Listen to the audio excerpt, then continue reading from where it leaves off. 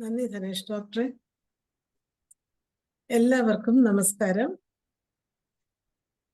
IFPHന്റെ 1417 പ്രതിദിന സൂം വെബിനാറിലേക്ക് എല്ലാവരെയും സ്വാഗതം ചെയ്തുകൊള്ളുന്നു. ഇന്ന് നമുക്ക്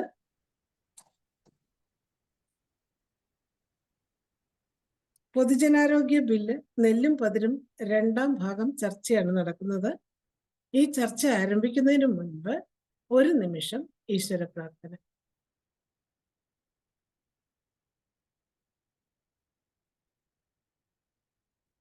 നന്ദി.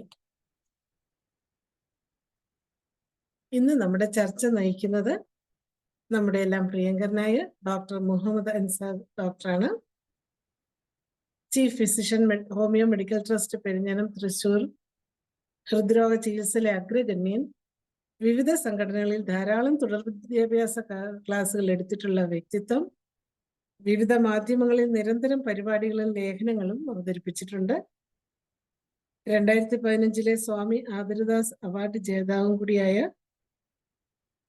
മുഹമ്മദ് അൻസാർ ഡോക്ടർ ഇന്ന് പൊതുജനാരോഗ്യ ബില്ലും നെല്ലും പതിരും എന്ന ചർച്ചയുടെ 2ാം ഭാഗം നടത്തുകയാണ്. ഈ ചർച്ചയിലേക്ക് അൻസാർ സാറിനെ ആദരപൂർവ്വം ക്ഷണിച്ചുകൊള്ളുന്നു. സാർ തുടങ്ങാം. Thank you. കേൾക്കാലോ അല്ലേ? കേൾക്കാം. പ്രിയ ഡോക്ടർമാരെ, ഇന്ന് വളരെ പ്രധാനപ്പെട്ട ഒരു കാര്യം പലരും അറിഞ്ഞു കാണും, പക്ഷെ പലരും അറിഞ്ഞു കാണില്ല. അതായത് ഈ പൊതുജനാരോഗ്യ ബില്ല് ആക്റ്റായിട്ട് ഡിസംബർ ലാസ്റ്റിലാണ്, 22-ാം തീയതി 24-ാം തീയതി മറ്റുമാണ് അത് ആക്റ്റായിട്ട് ഗവർണർ ഒപ്പിട്ട് അത് ആക്റ്റായി നിലവിൽ വന്നത്. ഈ നിലവിൽ വന്ന നെക്സ്റ്റ് ഇമ്മീഡിയറ്റ് ആയിട്ട് തന്നെ ഞാനിതിൻ്റെ ഉള്ളുകള്ളികളെ കുറിച്ച് ഒരു വാട്സപ്പ് മെസ്സേജ്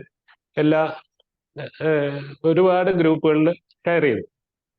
അതിൽ നിന്ന് കഴിഞ്ഞ് നെക്സ്റ്റ് വീക്കിൽ തന്നെ മാധ്യമം പേപ്പറിൽ ഇതുമായി ബന്ധപ്പെട്ട് ഒരു വിശദമായൊരു ന്യൂസും എനിക്ക് കൊടുക്കാൻ സാധിച്ചു. അത് കേരളം മൊത്തം വരികയും ചെയ്തു. അത് തിരുവനന്തപുരത്തു നിന്നാണ് ആ ന്യൂസ് വന്നത്. അതിൻ്റെ വെളിച്ചത്തിൽ ഇതിലെ കാര്യങ്ങൾ പലരിലും ഒരു സ്പാർക്ക് പലരിലും വന്നു.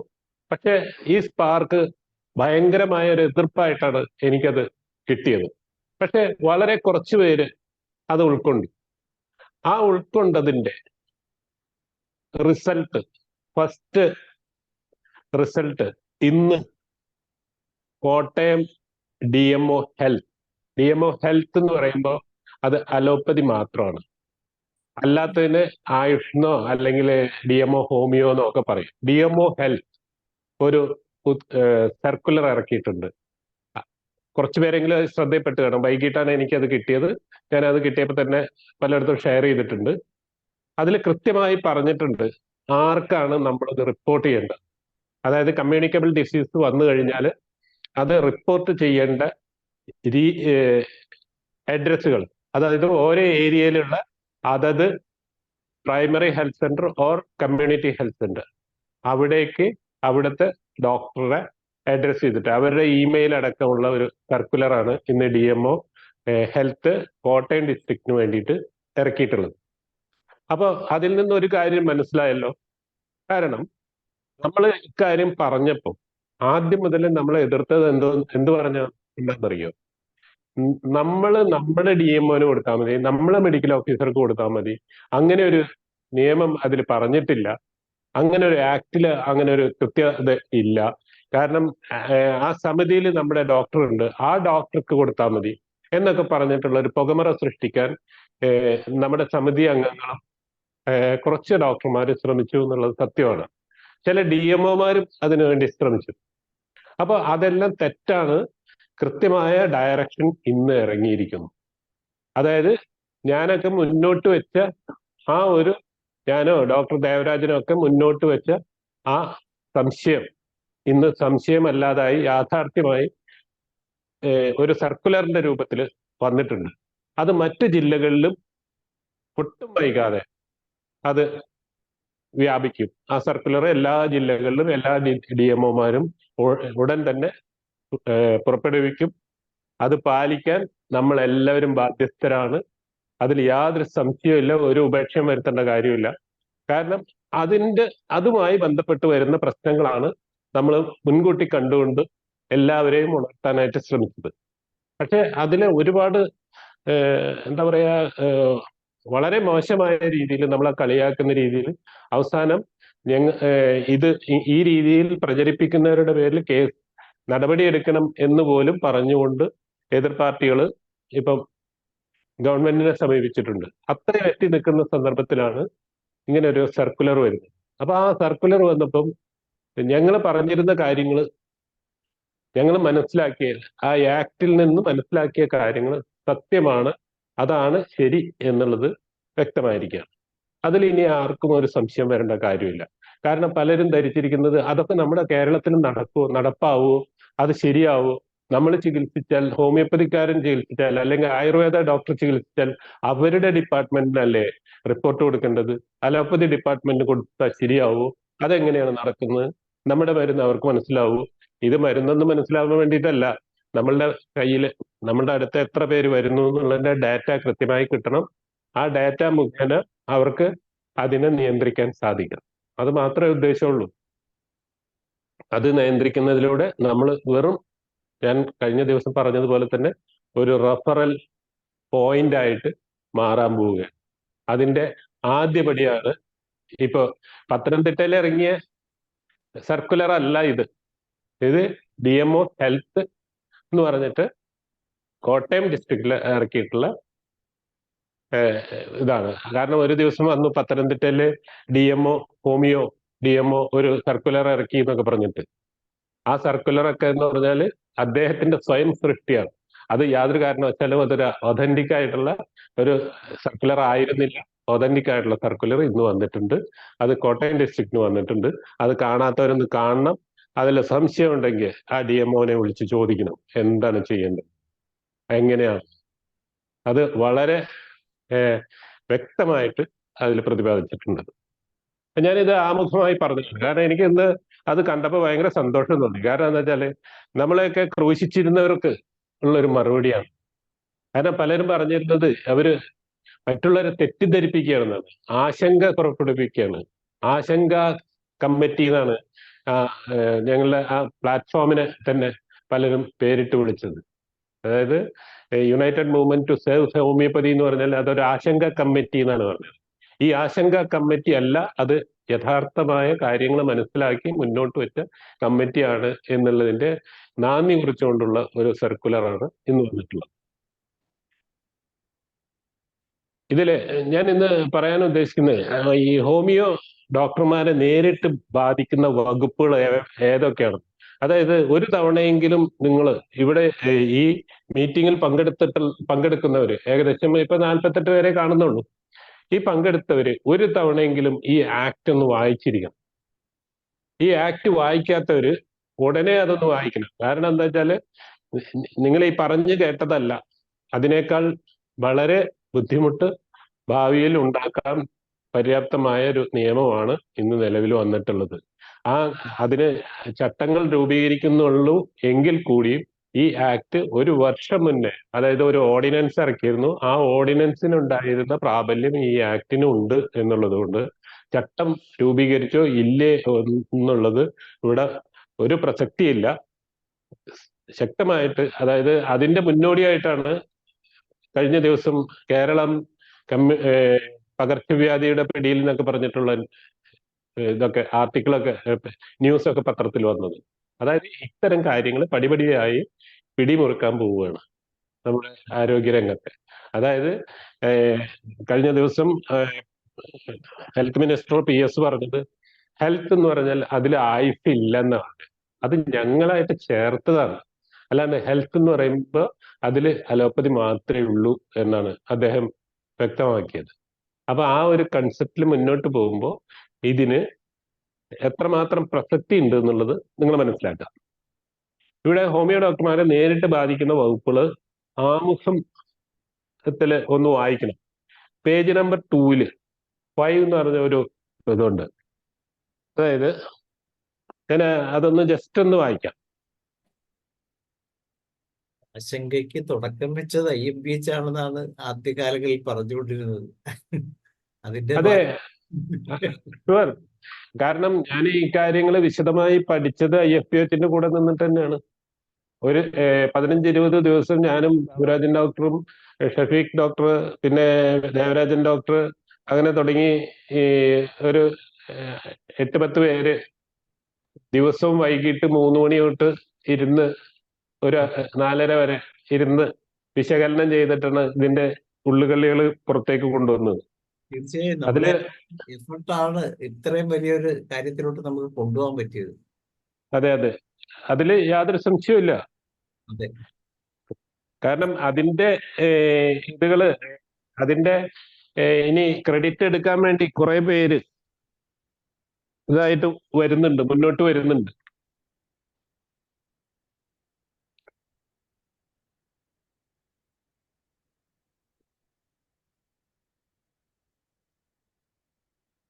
നമുക്ക് ഇതിലെ പ്രധാനപ്പെട്ട കാര്യങ്ങള് പൊതുജനാരോഗ്യ സമിതികളാണ്. ഈ സമിതികളെ കുറിച്ച് പറയുമ്പോൾ പബ്ലിക് ഹെൽത്ത് ഓഫീസർ ഇൻക്ലൂഡഡ് ആയിട്ടുള്ള സമിതികൾ, അത് പ്രാദേശിക സമിതികളുണ്ട്, ജില്ലാ സമിതികളുണ്ട്, സ്റ്റേറ്റ് സമിതികളുണ്ട്.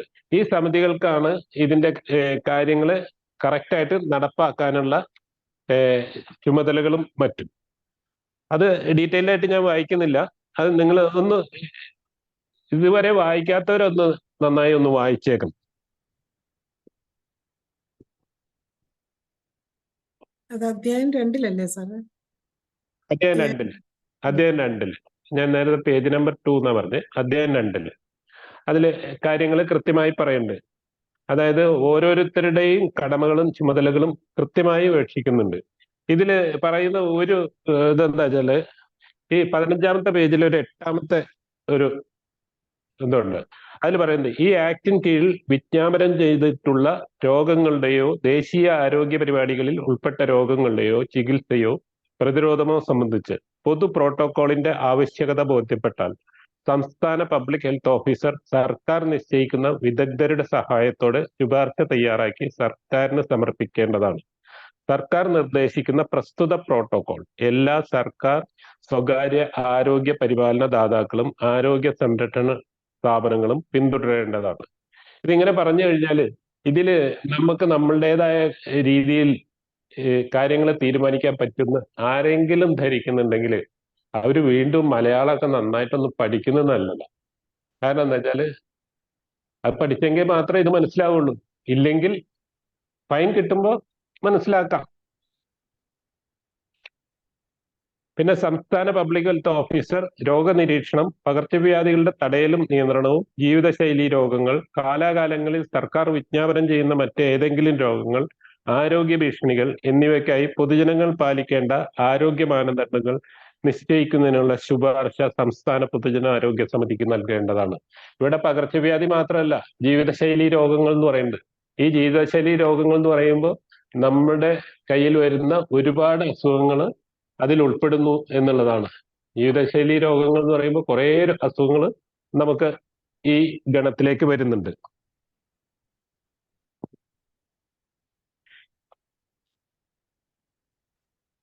അതുപോലെ മറ്റൊന്ന് 16-ാമത്തെ പേജിൽ വരുന്നുണ്ട്, പബ്ലിക് ഹെൽത്ത് ഓഫീസറെ സഹായിക്കാൻ. അത് ആ ചുമതലകൾ വഹിക്കുന്ന ഓഫീസറെ സഹായിക്കാനുള്ള ആളുകളെ കുറിച്ചാണ് പറഞ്ഞിട്ടുള്ളത്. പിന്നെ പ്രാദേശിക ജില്ലാ പബ്ലിക് ഹെൽത്ത് ഓഫീസർമാർക്ക് ജൂനിയർ ഹെൽത്ത് ഇൻസ്പെക്ടർ റാങ്കിൽ താഴെയല്ലാത്ത ഒരു ഉദ്യോഗസ്ഥയെ ഈ ആക്ടിന് കീഴിൽ താഴെ പറയുന്ന നടപടികൾ സ്വീകരിക്കാൻ രേഖാമൂലം ചുമതലപ്പെടുത്താവുന്നതാണ്. പരിശോധനകൾ നടത്തുക, നോട്ടീസ് നൽകുക, നിയമ നടപടികൾ സ്വീകരിക്കുക. ഇവിടെ ഒരു കാര്യമുണ്ട്. ഇവിടെ നിയമ നടപടിയും പരിശോധനയും ഫൈൻ നിശ്ചയിക്കലും എല്ലാം ഒരാളിന് നിക്ഷിപ്തമാണ്. അദ്ദേഹം തന്നെയാണ് അതിന് ഫൈൻ വേണ്ട അല്ലെങ്കിൽ ആ പണിഷ്മെന്റിനെ ലഘൂകരിച്ചു കൊടുക്കാൻ ഉത്തരവാദിത്തപ്പെട്ട ഉദ്യോഗസ്ഥൻ. അപ്പൊ നമ്മുടെ ഒരു രീതി അനുസരിച്ച് ഇവിടെ അതൊരു മാൽ പ്രാക്ടീസിന് കൂടി വഴിവെക്കുന്ന തരത്തിലാണ് കാര്യങ്ങളുടെ കിടപ്പ്. ആ നിയമം അങ്ങനെയാണ്. അതിന് നമ്മുടെ നാടല്ലേ. അല്ല, ഇത് പ്രകാരം ഒരു ജൂനിയർ ഹെൽത്ത് ഇൻസ്പെക്ടർക്ക് വേണേലും നമ്മളെ വന്ന് പരിശോധിക്കാമെന്നല്ലേ? തീർച്ചയായിട്ടും ജൂനിയർ ഇൻസ്പെക്ടറിൽ താഴ്ന്ന ആരെയും വിടാൻ പാടില്ല. അതായത് മറ്റേ ഇവരെയൊന്നും വിടാൻ പാടില്ല. മറ്റേ നമ്മുടെ ആശ. ലേഡി ആശ ആശ ആശമാരെ വിടാൻ പാടില്ല എന്നേ പറഞ്ഞുള്ളൂ. പക്ഷെ ഇപ്പൊ പലയിടത്തും ആശമാര് തന്നെയാണ് വരുന്നത്. അല്ല, അപ്പം ജൂനിയർ ഹെൽത്ത് ഓഫീസർ വന്നാലും നമ്മളെ പരിശോധിക്കാം. പരിശോധിക്കാം തീർച്ചയായിട്ടും. അതായത് പബ്ലിക് ഹെൽത്ത് ഓഫീസറുടെ നിർദ്ദേശപ്രകാരം വരുന്ന ആളുകൾക്ക് നമ്മളെ പരിശോധിക്കാം. അപ്പം അതുകൊണ്ടാണ് പറഞ്ഞോളൂ ഡോക്ടർ. അല്ല, ഇപ്പൊ ഒരു ഫൈൻ വന്നല്ലോ, 2000 രൂപ കൊതുകിന്റെ ഇതിന്. അതൊരു ഹെൽത്ത് ഓഫീസർ അല്ലേ കേസ് കൊടുത്തത്? അതെ, കേസ്. അതെന്താ വെച്ചാല് ഇവിടെ ഇപ്പൊ തീരുമാനമായിട്ടില്ല ഏതൊക്കെ രീതിയിൽ. അത് ചട്ടങ്ങൾ വരുമ്പോഴേ ആവുള്ളൂ. അപ്പൊ അതുകൊണ്ട് അവർ കോടതിക്ക് വിട്ടു. ഇനി അത് കോടതിക്ക് വിടാതെ തന്നെ അത് ചെയ്യാം. ഇവര് തന്നെ ചെയ്യും. അത് ചട്ടങ്ങൾ രൂപീകരിച്ച് വന്നു കഴിഞ്ഞാൽ അവർക്ക് തന്നെ നേരിട്ട് കളക്ട് ചെയ്യാനും നേരിട്ട് അതിനെ ഇത് ചെയ്യാനും പറ്റും. അത് ചട്ടങ്ങൾ മുഴുവൻ വരാത്തത് കൊണ്ടാണ് അവർ കോടതിയിലേക്ക് വിട്ടത്. കോടതിയിൽ ചെന്ന് കഴിഞ്ഞാൽ നമ്മൾ 2000 രൂപയ്ക്ക് ഒരു ശിക്ഷ ചെയ്തിട്ടുണ്ടോ എന്ന് ചോദിച്ചാൽ ഇല്ല, എന്റെ വീട്ടിൽ കൊതുകുണ്ടായിരുന്നില്ല എന്ന് പറഞ്ഞാൽ പിന്നെ അത് കേസായി കഴിഞ്ഞാൽ നമ്മൾ വക്കീലിനെ വെക്കണം. വക്കീലിനെ വെച്ച് വാദിക്കണം. വക്കീലിനെ വെച്ച് വാദിക്കുമ്പോൾ ഉള്ള പ്രശ്നം എന്താ വെച്ചാൽ ഈ 2000-ന് 2 ലക്ഷം രൂപ വേണ്ടി വരും അതിന് ഊരിപ്പോരാൻ. പിന്നെ ഒരു 2 കൊല്ലം മതിയാവില്ല, അതിനിങ്ങനെ നടക്കേണ്ടി വരും. സിവിൽ കേസ് ആയതുകൊണ്ട് നമ്മൾ പോകണ്ട, വക്കീൽ നോക്കിക്കോളും. പക്ഷെ വക്കീലിനുള്ള പേയ്മെന്റ് ഇങ്ങനെ കൊടുത്താൽ മതി. അപ്പൊ ഏതൊരാളും 2000 ആയാലും 20,000 ആയാലും അത് കൊടുത്തിട്ട് അതിന് തല വീരാനേ നോക്കുള്ളൂ. പിന്നെ അത്രയും വാശി കയറണം ആർക്കെങ്കിലും. ആ വാശി കയറിയാൽ മാത്രമേ പറ്റുള്ളൂ. പക്ഷെ അപ്പോഴും പൊതുവായി അത് ഒഴിവാകുന്നില്ല, അയാളുടെ കാര്യം മാത്രമേ ഒഴിവാകുള്ളൂ. നേരെ മറിച്ച് ഒരു പൊതു സംഭവമാണ്, പൊതു കാര്യത്തിന് ഇറങ്ങുകയാണെങ്കിൽ അതിനൊരു തീർപ്പുണ്ടായാൽ ആ കാര്യം തന്നെ നമുക്ക് പരിഹരിച്ചു കിട്ടും. പക്ഷെ ഇവിടെ അത് സംഭവിക്കില്ല. ഇവിടെ അയാള് കുറ്റം ചെയ്തിട്ടുണ്ടോ ഇല്ലെന്ന് മാത്രമുള്ള ഒരു തീരുമാനത്തിലേക്ക് നമുക്ക് പോകാൻ പറ്റുള്ളൂ. പിന്നെ അടിയന്തര സാഹചര്യങ്ങളിൽ താൽക്കാലികമായി അധിക പബ്ലിക് ഹെൽത്ത് ഓഫീസർമാരുടെ നിയമനം. താഴെ പറയുന്ന സാഹചര്യങ്ങളിൽ നിശ്ചിത കാലയളവിലേക്ക് ഒന്നോ അതിലധികമോ മെഡിക്കൽ ഓഫീസർമാരെ അധിക പബ്ലിക് ഹെൽത്ത് ഓഫീസർമാരായി താൽക്കാലികമായി നിയമിക്കുന്നതിന് സംസ്ഥാന ജില്ലാ പബ്ലിക് ഹെൽത്ത് ഓഫീസർമാർക്ക് അധികാരമുണ്ടായിരിക്കുന്നതാണ്. അതായത് അത് പറഞ്ഞിട്ടുള്ളത് എന്താ വെച്ചാല്, വിജ്ഞാപനം ചെയ്യപ്പെട്ട പകർച്ചവ്യാധി ഉണ്ടാവുകയോ അവ പൊട്ടിപ്പുറപ്പെടുന്നതിനുള്ള ഭീഷണി ഉണ്ടാവുകയോ ചെയ്യുമ്പോൾ, അതായത് കൊറോണ പോലെയൊക്കെ ഉള്ള ഇത്, അല്ലെങ്കിൽ ഡെങ്കു, മറ്റേ ചിക്കൻ ഗുനിയൊക്കെ പടർന്നു പിടിച്ചതുപോലെ ഉള്ള അവസ്ഥ വരുമ്പോൾ ഒരു ഹെൽത്ത് ഓഫീസർക്ക് അത് കറക്റ്റ് ചെയ്യാൻ പറ്റും. അപ്പൊ അയാളുടെ കീഴിൽ കൂടുതൽ പേരെ ആ റാങ്കിൽ അപ്പോയിന്റ് ചെയ്യാം എന്നാണ് പറയുന്നത്. അപ്പോഴും ആശമാരല്ല ഉദ്ദേശിച്ചത്. താൽക്കാലികമായി എന്നാണ്. താൽക്കാലികമായി, അതെ. സാംക്രമിക രോഗങ്ങൾ പൊട്ടിപ്പുറപ്പെടുകയോ അതിനുള്ള ഭീഷണി നിലനിൽക്കുകയോ ചെയ്യുമ്പോൾ, ദുരന്തങ്ങളോ അസാധാരണ മരണങ്ങളോ ഉണ്ടാകുമ്പോൾ, ഒരു പ്രദേശത്ത് വലിയ തോതിൽ ആളുകൾ ഒത്തുകൂടുന്ന സാഹചര്യത്തിൽ, അതായത് വല്ല ഉത്സവം അല്ലെങ്കിൽ വല്ല അങ്ങനത്തെ എന്തെങ്കിലും സംഭവങ്ങൾ വരുന്ന സമയത്ത് പകർച്ചവ്യാധികളെ പ്രതിരോധിക്കുന്നതിനോ അതിന്റെ കാരണങ്ങൾ അന്വേഷിക്കുന്നതിനോ പ്രസ്തുത കാരണങ്ങൾ തടയുന്നതിനും ഇത്തരം അധിക പബ്ലിക് ഹെൽത്ത് ഓഫീസർമാരെ നിയമിക്കേണ്ടത് ആവശ്യമാണെന്ന് സംസ്ഥാന പബ്ലിക് ഹെൽത്ത് ഓഫീസർ കരുതുന്ന മറ്റ് അടിയന്തര സാഹചര്യങ്ങൾ. പിന്നെ സംസ്ഥാന പബ്ലിക് ഹെൽത്ത് ഓഫീസറുടെ അധികാരമാണ് അത് ഇവരെ മോണിറ്റർ ചെയ്യുക എന്നുള്ളതാണ് പ്രധാനപ്പെട്ടത്. പിന്നെ ഓരോ കാര്യങ്ങളും വിലയിരുത്തിക്കൊണ്ട് അതാത് സമയത്ത് നിർദ്ദേശങ്ങൾ കൊടുക്കുക. ഇതൊക്കെ ഇവരുടെ സംസ്ഥാന പബ്ലിക് ഹെൽത്ത് ഓഫീസറുടെ ഉത്തരവാദിത്തത്തിൽപ്പെട്ടതാണ്. അവരുടെ നിയന്ത്രണത്തിലുള്ള ഏതെങ്കിലും സ്ഥാപനത്തിലോ ഒന്നിലധികമോ ജീവനക്കാരെ മറ്റേതെങ്കിലും സ്ഥാപനത്തിന്റെ പ്രദേശത്തേക്ക് താൽക്കാലിക ചുമതലക്കായി നിയോഗിക്കുന്നതിനും സംസ്ഥാനത്തെ പൊതുജനാരോഗ്യ മാനദണ്ഡങ്ങളെ കുറിച്ച് മാർഗനിർദ്ദേശങ്ങൾ വികസിപ്പിക്കുകയോ അവ നടപ്പിലാക്കുന്നതിന് ആവശ്യമായ ഉത്തരവുകൾ പുറപ്പെടുവിക്കുകയും ചെയ്യുന്നതിനും, കൂടാതെ ശല്യം ഇല്ലാതാക്കൽ, ആരോഗ്യ ഭീഷണി എന്നിവയുടെ ബന്ധപ്പെട്ട ചട്ടങ്ങളും റെഗുലേഷനുകളും നിയന്ത്രണങ്ങളും മാർഗനിർദ്ദേശങ്ങളും നടപ്പിലാക്കുന്നതിനുള്ള അധികാരം ഉണ്ടായിരിക്കുന്നതാണ്. ജില്ലാ പബ്ലിക് ഹെൽത്ത് ഓഫീസർക്ക് നേരിട്ട് വേണമെങ്കിൽ നമ്മളെ ഇതിൽ ഇടപെടാൻ പറ്റും. നേരെ പറഞ്ഞ സംസ്ഥാന പബ്ലിക് ഹെൽത്ത് ഓഫീസർ നേരിട്ട് ഇടപെടുന്നില്ല. പക്ഷെ ജില്ലാ പബ്ലിക് ഹെൽത്ത് ഓഫീസർക്ക് വേണമെങ്കിൽ ഇപ്പോ പ്രാദേശിക ഹെൽത്ത് ഓഫീസറുടെ ഇതില്ലാതെ തന്നെ, ഇത് ശരിക്കും ഒരു ഹൈറാർക്കി ലെവലിലാണ് ഇതിന്റെ കിടപ്പ്. പക്ഷെ എന്നിരുന്നാലും ഇവിടെ പറയുന്നുണ്ട് ജില്ലാ പബ്ലിക് ഹെൽത്ത് ഓഫീസറുടെ അധികാരങ്ങൾ നിർണ്ണയിക്കപ്പെടാവുന്ന അത്തരം വ്യവസ്ഥകൾക്ക് വിധേയമായി പ്രാദേശിക പബ്ലിക് ഹെൽത്ത് ഓഫീസർമാർക്ക് പ്രാദേശിക തലത്തിലുള്ള എല്ലാ അധികാരങ്ങളും ജില്ലാ പബ്ലിക് ഹെൽത്ത് ഓഫീസർക്ക് ജില്ലാ വ്യാപകമായി ഉണ്ടായിരിക്കുന്നതാണ്. എന്ന് പറഞ്ഞാൽ ജില്ലാ പബ്ലിക് ഹെൽത്ത് ഓഫീസർക്ക് നേരിട്ട് പരിശോധിക്കാനും ഫൈനോ അല്ലെങ്കിൽ മറ്റു കാര്യങ്ങളൊക്കെ ഇത് ഇംപ്ലിമെന്റ് ചെയ്യാനൊക്കെ ഉള്ള ഒരു അധികാരം അവിടെ കൊടുക്കുന്നുണ്ട്. ജില്ലാ പ്രാദേശിക തലങ്ങളിൽ ജില്ലാ പബ്ലിക് ഹെൽത്ത് ഓഫീസർക്ക് നേരിട്ടോ പ്രാദേശിക പബ്ലിക് ഹെൽത്ത് ഓഫീസർമാരിലൂടെയോ ഈ അധികാരം വിനിയോഗിക്കാവുന്നതാണ്.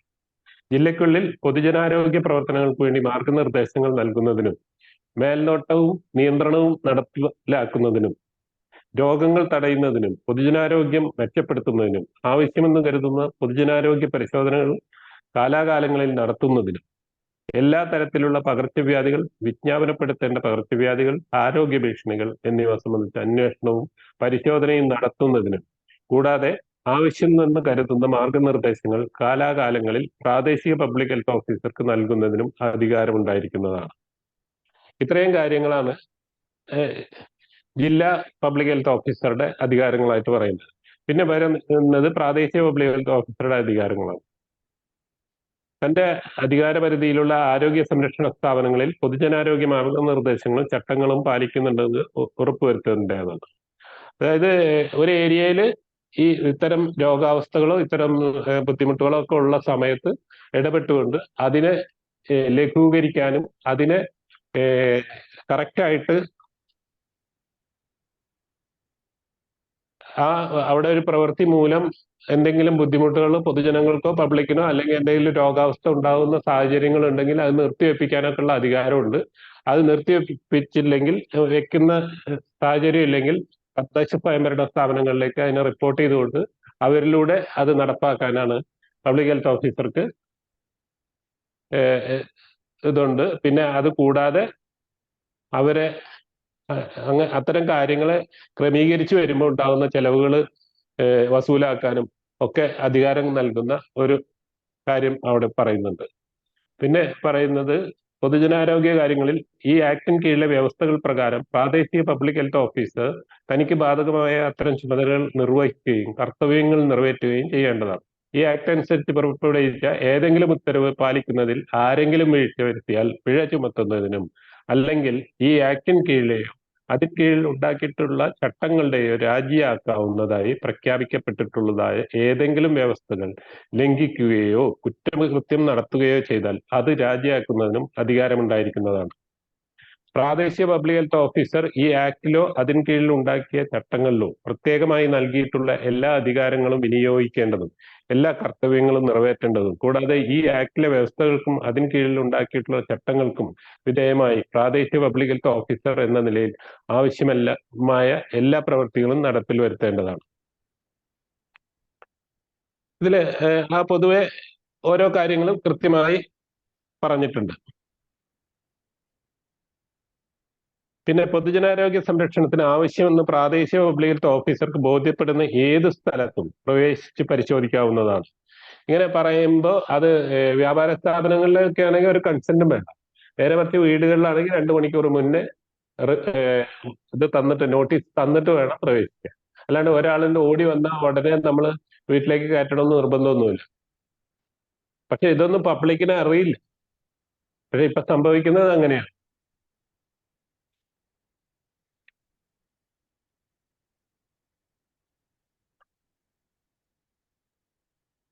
ഇത്തരം കാര്യങ്ങളാണ് ഈ ചാപ്റ്റർ 2 പറഞ്ഞിട്ടുള്ളത്.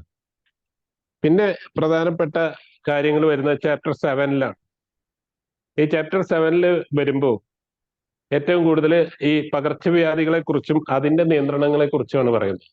അപ്പൊ ഇപ്പൊ വളരെ കറക്റ്റ് ആയിട്ട് ഈ ഓർഡറും കൂടി വന്നപ്പോൾ കൃത്യമായിട്ട് പറഞ്ഞിട്ടുണ്ട്. പകർച്ചവ്യാധികൾ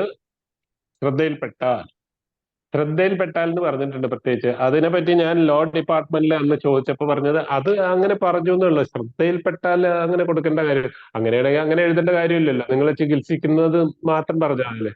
ഇതിൽ പ്രത്യേകം പറഞ്ഞിട്ടുണ്ട്, നിങ്ങൾ ചികിത്സിക്കുകയോ അത് അല്ലെങ്കിൽ ശ്രദ്ധയിൽപ്പെടുകയോ ചെയ്താൽ എന്നുള്ളത് വളരെ വ്യക്തമായിട്ട് പറഞ്ഞിട്ടുണ്ട്. അപ്പൊ അതുകൊണ്ട് തന്നെ അത്തരം സാഹചര്യങ്ങൾ നമ്മൾ റിപ്പോർട്ട് ചെയ്യാൻ നമ്മളോട് പറയുന്നുണ്ട്.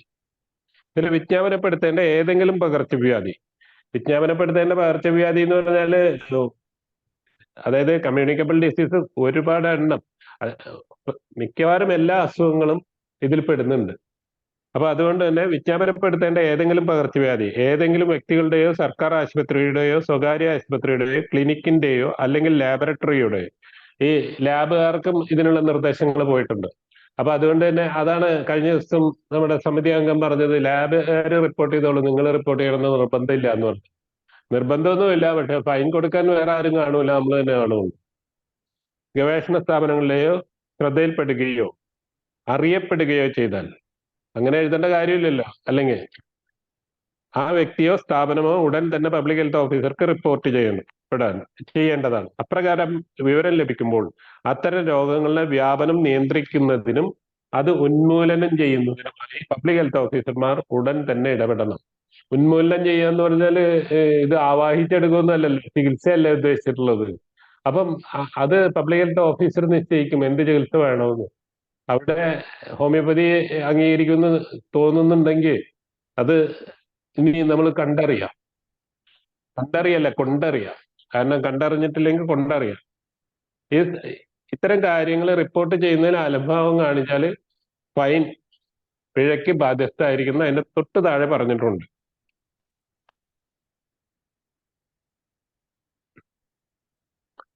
ഓരോ ആരോഗ്യ സംരക്ഷണ സ്ഥാപനവും, അതിൽ നമ്മുടെ സ്ഥാപനവും പെടും, പ്രദേശത്തെ പകർച്ചവ്യാധിയോ വിജ്ഞാപനപ്പെടുത്തേണ്ട പകർച്ചവ്യാധിയോ സംബന്ധിച്ച വിവരങ്ങൾ,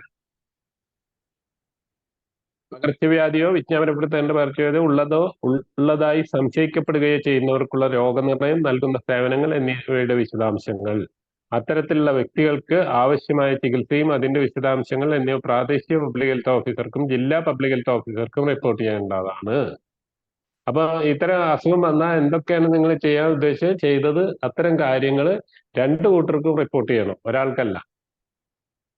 മെഡിക്കൽ പ്രാക്ടീഷണർമാർ പകർച്ചവ്യാധിയുടെയോ വിജ്ഞാപനപ്പെടുത്തേണ്ട പകർച്ചവ്യാധിയുടെയോ വിവരം നൽകണമെന്നും നിർദ്ദിഷ്ട ചികിത്സാ മാനദണ്ഡങ്ങൾ പാലിക്കണമെന്നും ഏത് ചികിത്സാ സമ്പ്രദായത്തിലെയും ഓരോ മെഡിക്കൽ പ്രാക്ടീഷണറും തന്റെ പ്രാക്ടീസ് വേളയിൽ ഏതെങ്കിലും സ്വകാര്യമോ പൊതുവോ ആയ താമസ സ്ഥലത്ത് പകർച്ചവ്യാധിയോ വിജ്ഞാപനപ്പെടുത്തേണ്ട പകർച്ചവ്യാധിയോ നിലവിലുള്ളതായി അറിഞ്ഞാൽ, അല്ലെങ്കിൽ ആയതുമൂലം മരണപ്പെട്ടെന്ന് അറിയുകയോ വിശ്വസിക്കാൻ കാരണമുണ്ടാവുകയോ ചെയ്താൽ, ആ സംഗതി നേരത്തെ അറിയിച്ചിട്ടില്ലെങ്കിൽ പരമാവധി 24 മണിക്കൂറിനകം പ്രാദേശിക പബ്ലിക് ഹെൽത്ത് ഓഫീസർക്കും അല്ലെങ്കിൽ ഇതിലേക്കായി സർക്കാർ വിജ്ഞാപനം ചെയ്തിട്ടുള്ള മറ്റേതെങ്കിലും അധികാരിക്കും ഈ വിവരം നൽകേണ്ടതാണ്.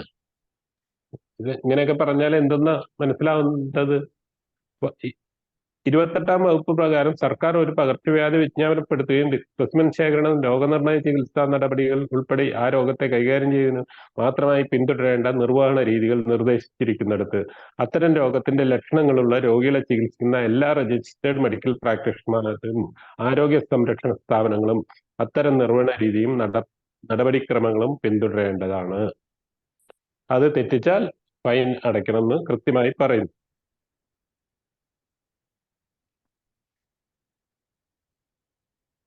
പിന്നെ അതില് കുറച്ച് കാര്യങ്ങൾ പറഞ്ഞിട്ടുണ്ട്. അത് ഏതായാലും ഇത് ഞാൻ മുഴുവൻ വായിക്കുന്നില്ല.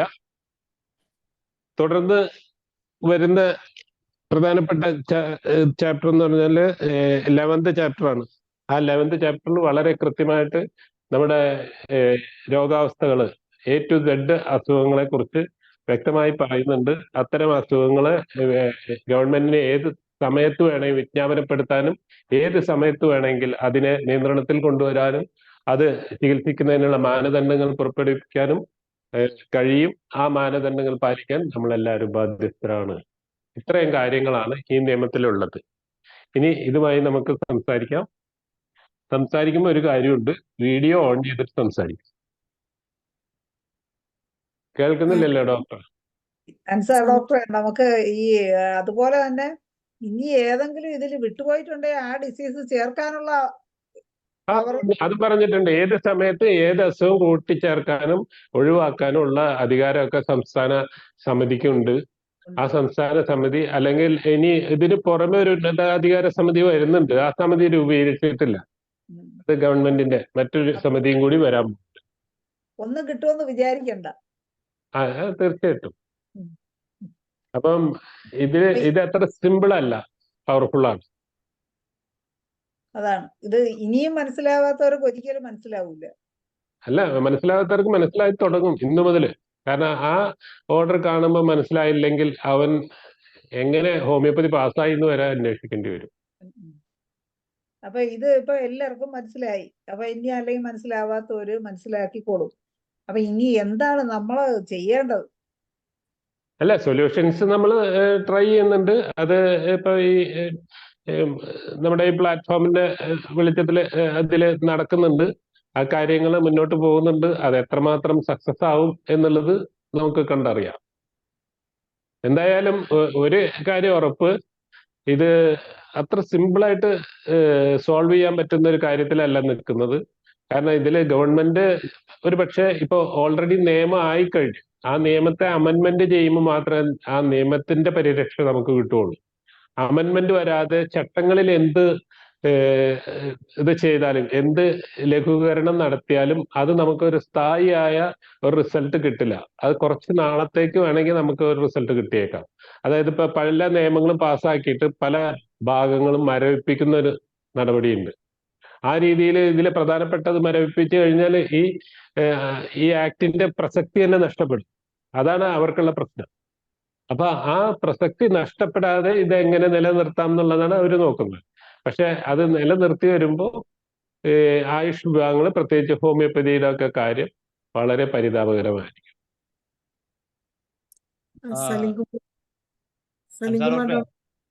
ഓ, പറയേ. ഞാൻ ഇവര് പറഞ്ഞൊക്കെ അനുസരിച്ച് ഞങ്ങൾ ചെയ്യാൻ പോവാണ്.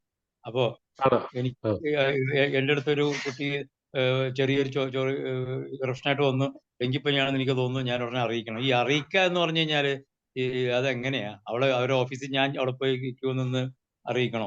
അല്ലെങ്കിൽ ഞാൻ ഇമെയിൽ അയച്ചാൽ മതി? ഇമെയിൽ അയച്ചാൽ മതി. അങ്ങനെയാണ് ഇപ്പൊ കോട്ടയം ജില്ലയിൽ നിന്ന് വന്നിട്ടുള്ളത്. ഇമെയിൽ അഡ്രസ് അടക്കമാണ് വന്നിട്ടുള്ളത്. അത് കണ്ടില്ലായിരുന്നോ? നമ്മുടെ ഗ്രൂപ്പിൽ ഇട്ടിട്ടുണ്ടല്ലോ, ഇന്നിട്ടിട്ടുണ്ടല്ലോ. ഇമെയിൽ അയച്ചാൽ അല്ലെങ്കിൽ എനിക്ക് അയച്ചാൽ മതി. അപ്പൊ ഇമെയിൽ അയച്ചാൽ അല്ല, ആർക്കെങ്കിലും അയച്ചാൽ മതി, എനിക്ക് അയച്ചാൽ മതി. വാട്സാപ്പും കൂടി സൗകര്യമായി. അല്ല, അതില് ഇമെയിൽ അഡ്രസ് അടക്കമാണ്. ഓരോ ഏരിയയിലുള്ള ആർക്കാണെന്നുള്ള കറക്റ്റ് ഇമെയിൽ അഡ്രസ് അടക്കമാണ്. 80 ഇമെയിലോ മറ്റോ അഡ്രസ് അതിലുണ്ട്.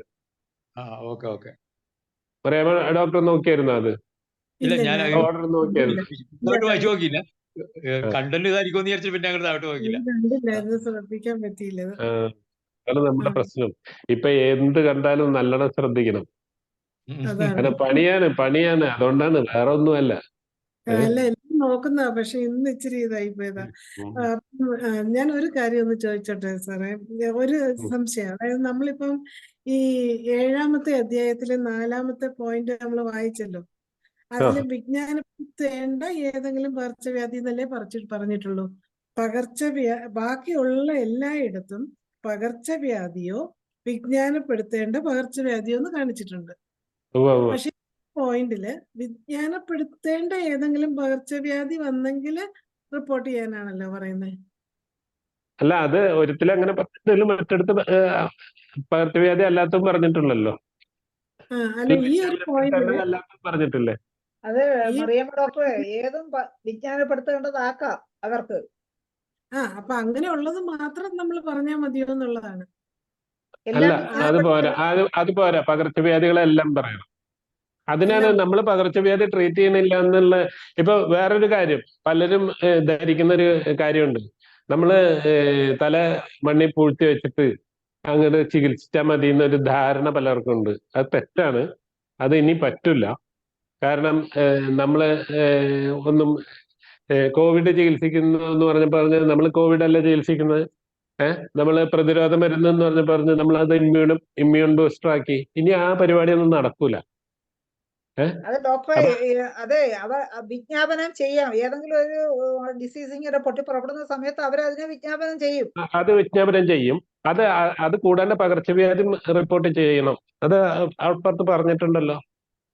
ഇനി ഞാൻ രണ്ടാമത് അല്ല, ആ ഒരു പോയിന്റിൽ അത് തന്നെ പറഞ്ഞിട്ടുള്ളൂ. ഡോക്ടർ പറഞ്ഞത് ശരിയാ. അത് വിജ്ഞാനപ്പെടുത്തേണ്ട ഏതെങ്കിലും പകർച്ചവ്യാധി ഏതെങ്കിലും വ്യക്തിയുടെയോ സർക്കാർ ആശുപത്രിയുടെയോ സ്വകാര്യ ആശുപത്രിയുടെയോ ക്ലിനിക്കിന്റെയോ അല്ലെങ്കിൽ ലാബറട്ടറിയുടെയോ ഗവേഷണ സ്ഥാപനങ്ങളുടെയോ ശ്രദ്ധയിൽപ്പെടുകയോ അറിയപ്പെടുകയോ ചെയ്താൽ ആ വ്യക്തിയോ സ്ഥാപനമോ ഉടൻ തന്നെ പബ്ലിക് ഹെൽത്ത് ഓഫീസർക്ക് റിപ്പോർട്ട് ചെയ്യേണ്ടതാണ്. അല്ല, അവിടെ ഒരു ലിസ്റ്റ് കൊടുത്തിട്ടില്ലേ ഡോക്ടറെ? അവിടെ പകർച്ചവ്യാധി നടത്തിയിട്ടില്ല. അല്ല, പകർച്ചവ്യാധികളും വിജ്ഞാപനപ്പെടുത്തേണ്ട പകർച്ചവ്യാധികൾ ഈ ഏറ്റവും ആദ്യം. എന്നിട്ട് ഈ ആക്ടിന്റെ ആവശ്യത്തിനായി വിജ്ഞാപനപ്പെടുത്തേണ്ട പകർച്ചവ്യാധി എന്നതുകൊണ്ട് അർത്ഥമാക്കുന്നത് എന്ന് പറഞ്ഞിട്ട് 30ാമത്തെ പേജിൽ അതാ എത്ര എണ്ണം പറഞ്ഞിട്ടുണ്ട്? ദേശീയ പ്രാണിജന്യ രോഗ നിയന്ത്രണ പരിപാടിയിൽ ഉൾപ്പെട്ടിട്ടുള്ളതോ എന്ന് പറഞ്ഞിട്ട് അതിന് തുടങ്ങിയിട്ട് മലേറിയ, മന്ത്, ജപ്പാൻ ജ്വരം, ഡെങ്കു, ചിക്കൻ ഗുനിയ, കാലാസ, പിക്ക, ടൈഫസ്, ആന്ത്രാക്സ്, പക്ഷിപ്പനി, മസ്തിഷ്ക ജ്വരം, യൂണിവേഴ്സൽ ഇമ്മ്യൂണൈസേഷൻ പദ്ധതിയിൽ ഉൾപ്പെട്ട ഇതൊക്കെ അതിൽ വരുന്നതാണ്. പിന്നെ ഇതിൽ വരാത്തത് ഏതാ? ചിക്കൻ ബോക്സും പിന്നെ എന്താ കൺജങ്ക്റ്റിവൈറ്റിസോ അങ്ങനെ എന്തോ പറയാത്തതുള്ളൂ. പക്ഷെ അതും റിപ്പോർട്ട് ചെയ്യണമെന്ന് പിന്നെ അഡീഷണൽ കൂട്ടിച്ചേർത്തിട്ടുണ്ട് അതിന് ശേഷം. അപ്പൊ അതില് എല്ലാം പറഞ്ഞിട്ടുണ്ട്. ഇനി ഇത് കൂടാണ്ട് ഇനി എന്തെങ്കിലും ഒരു അസുഖം വരണ്ടേ പുതിയ പേരില്? ഡോക്ടർ ശോഭന ഡോക്ടർ എന്തോ പറയുന്നുണ്ട്. ആ മൈക്ക് ഒന്ന് ഓൺ ചെയ്തിട്ട് പറയും. ശോഭന ഡോക്ടർ ഒന്ന് ഹാൻഡ് റൈസ് ചെയ്യാവോ? ആ മൈക്ക് ഒന്ന് ഓൺ ചെയ്താൽ മതി. അത് അൺമ്യൂട്ട് ചെയ്ത് കൊടുക്കണം. ഞാൻ ചെയ്തു കൊടുക്കാം ഡോക്ടർ. ഡോക്ടർ എന്തോ സംസാരിച്ച് അൺമ്യൂട്ട് ചെയ്തേ. അൺമ്യൂട്ട് ഒന്നുകൂടെ ചെയ്, എളുപ്പം ചെയ്. ഓക്കെ. ഇനി വരാത്ത രോഗം വല്ലതും അറിയിക്കാനോ അത് വല്ലതും നമുക്ക് അറിയാൻ വയ്യാത്ത വല്ല രോഗം അറിയിക്കണമെന്ന്? അറിയാൻ വയ്യാത്ത രോഗം എങ്ങനെ അറിയിക്കുക ഡോക്ടറെ? അല്ല, ഇനി അതല്ലേ ഉള്ളു ഇനി അവർക്ക് എഴുതി ചേർക്കാൻ. അല്ല, ഇപ്പൊ പുതിയത് വരുന്നുണ്ട്. ഒരു കാര്യം ശ്രദ്ധിച്ചായിരുന്നു, കേരളത്തിൽ ഇന്ന് ഇല്ലാത്ത ഏതെങ്കിലും കമ്മ്യൂണിക്കബിൾ ഡിസീസ് ഉണ്ടോ? അതെ, ഈ ഉണ്ട്, കേരളത്തിൽ അതറിയാം. പക്ഷെ ഇനിയും പുതിയത് വരുന്നത് എന്താണെന്ന് അവർക്കറിയാവോ? എന്നിട്ട് അത് നമ്മളെ അറിയിച്ച് നമ്മൾ അതും അറിയിക്കണമെന്ന് അതാ ഞാൻ ചോദിച്ചത്. എനിക്ക് പുതിയത് ഇനി മനസ്സിലായില്ല. എന്തെങ്കിലും വരുവാണെങ്കിൽ അത് അല്ല, നമ്മൾ എങ്ങനെ വരുമ്പോ അവര് പറയും. അപ്പൊ പറയുമ്പോ നമ്മൾ അറിയിക്കണം. അത് തന്നെയല്ലേ പറഞ്ഞത്.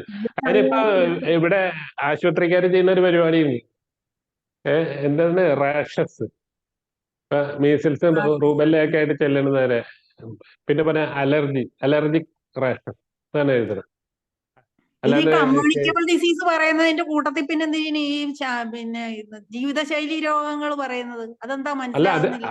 അല്ല, ജീവിതശൈലി രോഗങ്ങൾ 11ാമത്തെ ചാപ്റ്ററിൽ കൃത്യമായി പറഞ്ഞിട്ടുണ്ട്. ജീവിതശൈലി രോഗങ്ങൾ A to Z, ശ്വാസം മുട്ട് മുതൽ സാധാരണ. അങ്ങനെയാണെങ്കിൽ അവര് മൊത്തം അങ്ങ് ചികിത്സിച്ചാ പോരെ, എന്തിനാ നമ്മളെ വിട്ടേക്കാൻ പറയണം? അത് തന്നെയാണ് പറഞ്ഞത്. അത് ഗവൺമെന്റിന് എപ്പോ വേണമെങ്കിൽ അവരുടെ കൺട്രോളിലേക്ക് കൊണ്ടുവരാന്നാണ് പറഞ്ഞത്. അത് ലൈഫ് സ്റ്റൈൽ ഡിസീസ് ചികിത്സിക്കുന്നതിന് അവര് പ്രോട്ടോകോൾ തീരുമാനിക്കുക, അതുപോലെ ചികിത്സിക്കാവൂ. അത് ലൈഫ് സ്റ്റൈൽ ഡിസീസിന് വേണമെങ്കിൽ അവർക്ക് പകർച്ചവ്യാധിയുടെ കൂട്ടത്തിൽ കൂട്ടാമെന്നാണ് പറഞ്ഞിട്ടുള്ളത് അതില്. അതപ്പോ അവർക്ക് എന്തെങ്കിലും കുഴപ്പം ഉണ്ടായിട്ടായിരിക്കും അല്ലെ? അല്ല, ഇന്ന് ഒരു ഫൈൻ 25,000 രൂപയാണ് റിപ്പോർട്ട് ചെയ്തില്ലെങ്കിൽ. 25,000 രൂപ ഫൈൻ കൊടുത്തിട്ട് പിന്നെ എങ്ങനെ പ്രാക്ടീസ് ചെയ്യും നമ്മള്? അല്ല, അത് ഒരു ദിവസം തന്നെ ഒരു കേസിനാണ് 25,000. ഒരു കേസിന് 25,000. ഇതിനെ അടച്ചിടുന്നതായിരിക്കും നല്ലത്.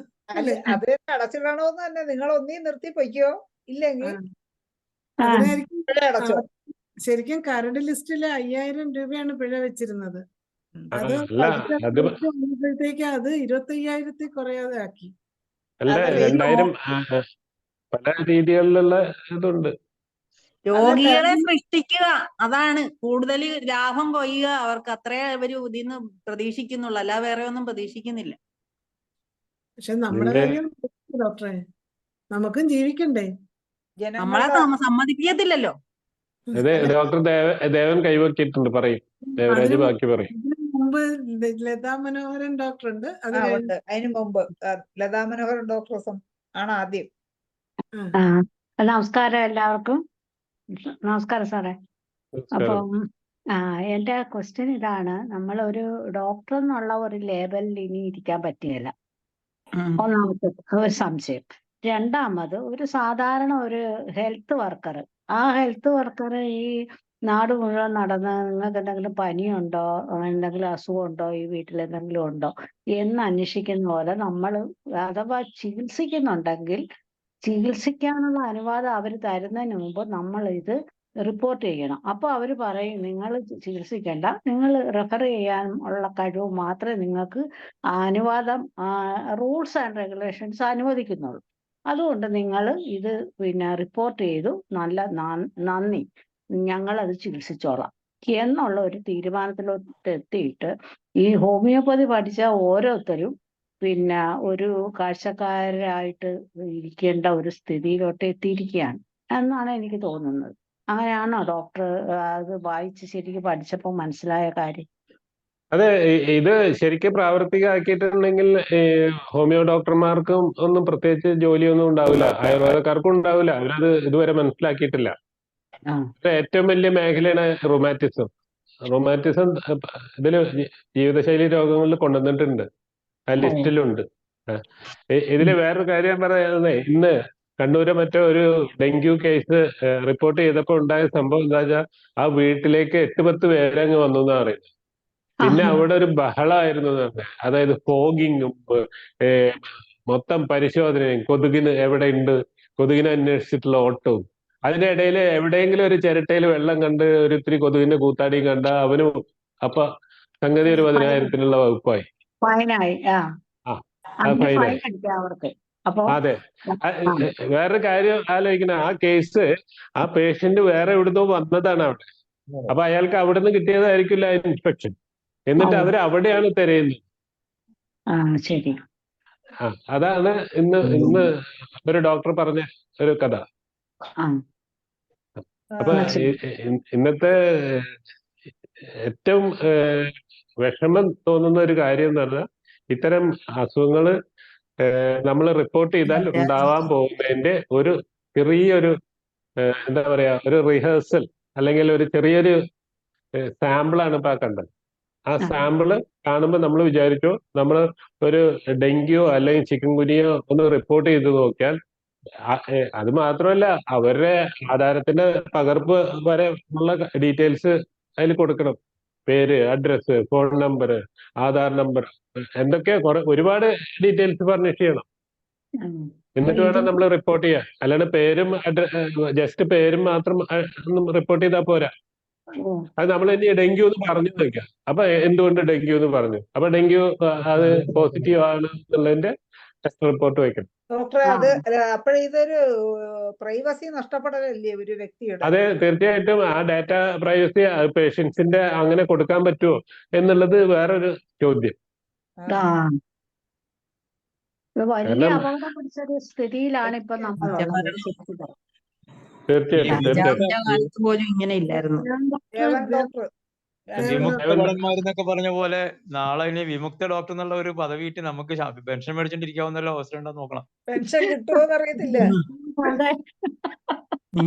ഗവൺമെന്റ് സർവീസിലിരുന്നവർക്ക് അങ്ങനെ കിട്ടും, ഞങ്ങൾക്കൊക്കെയാണ്. അല്ല, അങ്ങനെ വല്ലതും നമുക്ക് കിട്ടുമോ? നിങ്ങൾക്ക് വല്ല റേഷനും കിട്ടുമോ അന്വേഷിക്കേ. എന്തായാലും റേഷനരി ഉള്ളവർക്ക് കൊള്ളാം. ഡോക്ടർ പറയാം. ഇതില് ഒരു കാര്യം എനിക്ക് കൂട്ടിച്ചേർക്കാനുള്ളത്, നമ്മുടെ വക്കീല് ഏകദേശം ഇതിന്റെ എല്ലാ കാര്യങ്ങളും മനസ്സിലാക്കിയെങ്കിലും ഒരു കാര്യം വക്കീൽ അവിടെ അന്ന് ആഡ് ചെയ്തിരുന്നു. അത് എന്ന് പറയുന്നത്, ഈ നമ്മളിപ്പോ ചിലര് ഇപ്പൊ ഇതിനൊരു ആശ്വാസമായിട്ടൊരു കാര്യം പറയാം, 25,000 രൂപ അടയ്ക്കേണ്ട 10,000 രൂപ അടച്ചാൽ മതി എന്നുള്ളൊരു ആശ്വാസമുണ്ട്. അത് 25,000 എന്ന് ഇവിടെ തെറ്റി പറഞ്ഞ 25,000 എന്നുള്ളത് ലാബുകാരും പ്രാക്ടീഷണർമാർക്കുള്ള പിഴയിൽ 10,000 പറഞ്ഞിരിക്കാം. നമ്മളൊക്കെ മെഡിക്കൽ പ്രാക്ടീഷണർമാരാണ്, അത് ബില്ലിൽ പ്രത്യേകം പറഞ്ഞിട്ടുണ്ട് കേട്ടോ. ഒരു ഡെഫിനിഷൻ ക്ലോസ് കൃത്യമായിട്ട് പറയുന്നുണ്ട്. അപ്പൊ നമുക്ക് 10,000. അപ്പൊ ഒരു ചെറിയ ഒരു ആശ്വാസം, ആശ്വാസമല്ല, ഇനി ബാക്കിയുള്ളവർക്ക് 10,000 കുറച്ച് 10 അടച്ചാണ്. ഇനി ബാക്കിയുള്ള പ്രശ്നം എന്ന് പറയുന്നത്, നമ്മളിപ്പോ പിഴ അടച്ചു കഴിഞ്ഞാൽ നമ്മൾ കുറ്റം ചെയ്തു എന്ന് സമ്മതിക്കലാണ്. അപ്പോൾ നമ്മൾ ഒരു 3 തവണ 4 തവണ പിഴ അടച്ച, ഇപ്പൊ പിഴ 10,000 രൂപ വെച്ച് അടയ്ക്കുമെന്നല്ല ഞാൻ പറഞ്ഞത്, ഇനി അടച്ചു, ഇനി കുറച്ച് ഒരു 1,000 ആക്കിയെന്ന് വെച്ചോ, ആ 1000 അല്ലെങ്കിൽ 500 ആക്കിയെന്ന് വെച്ചോ. ഈ 500 ആക്കിയാൽ അത് അടച്ചാൽ അതിന്റെ അർത്ഥം നമ്മൾ തെറ്റ് ചെയ്തു എന്നാണ്. അങ്ങനെ 4 തവണ തെറ്റ് ചെയ്ത് കഴിഞ്ഞാൽ, അല്ലെങ്കിൽ കൂടുതൽ തവണ തെറ്റ് ചെയ്താൽ ഇവിടെ നിലനിൽക്കുന്ന മറ്റ് നിയമങ്ങളുണ്ട്.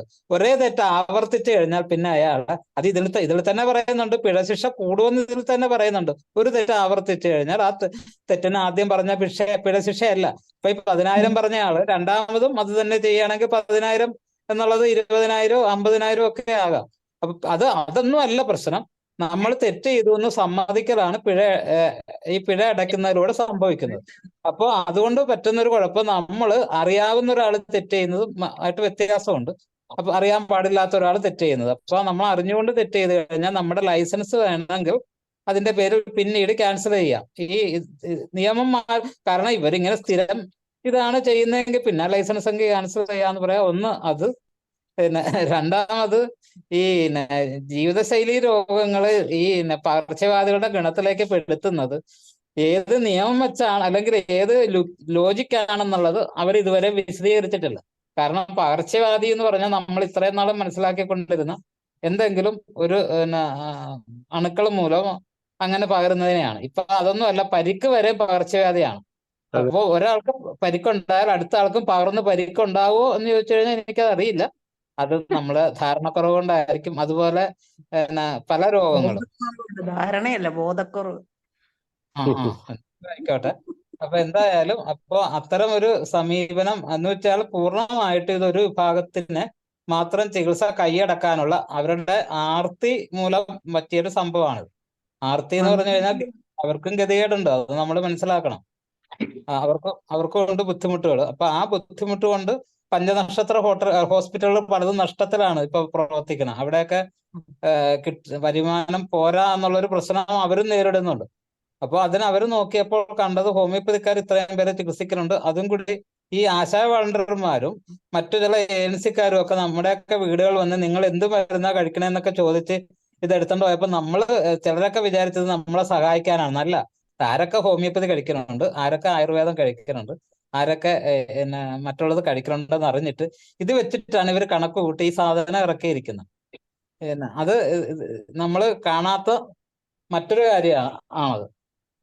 പിന്നെ ആയുഷ് സിസ്റ്റത്തെ ഇവര് പരിഗണിക്കുന്നേ ഇല്ല എന്നുള്ളതാണ് ഈ ബില്ല് നമ്മൾ മൊത്തമായിട്ട് വായിച്ചാൽ നമുക്ക് മനസ്സിലാകുന്ന ഒരു കാര്യം. ആയുഷ് സിസ്റ്റത്തെ ഇനി ഇതല്ലാത്ത മറ്റൊരു പ്രശ്നമുണ്ട് ഇതിനകത്ത്. വല്ലതും പറയണ്ടോ? ഇല്ല അത് വേറെ പറഞ്ഞ ഡോക്ടറെ.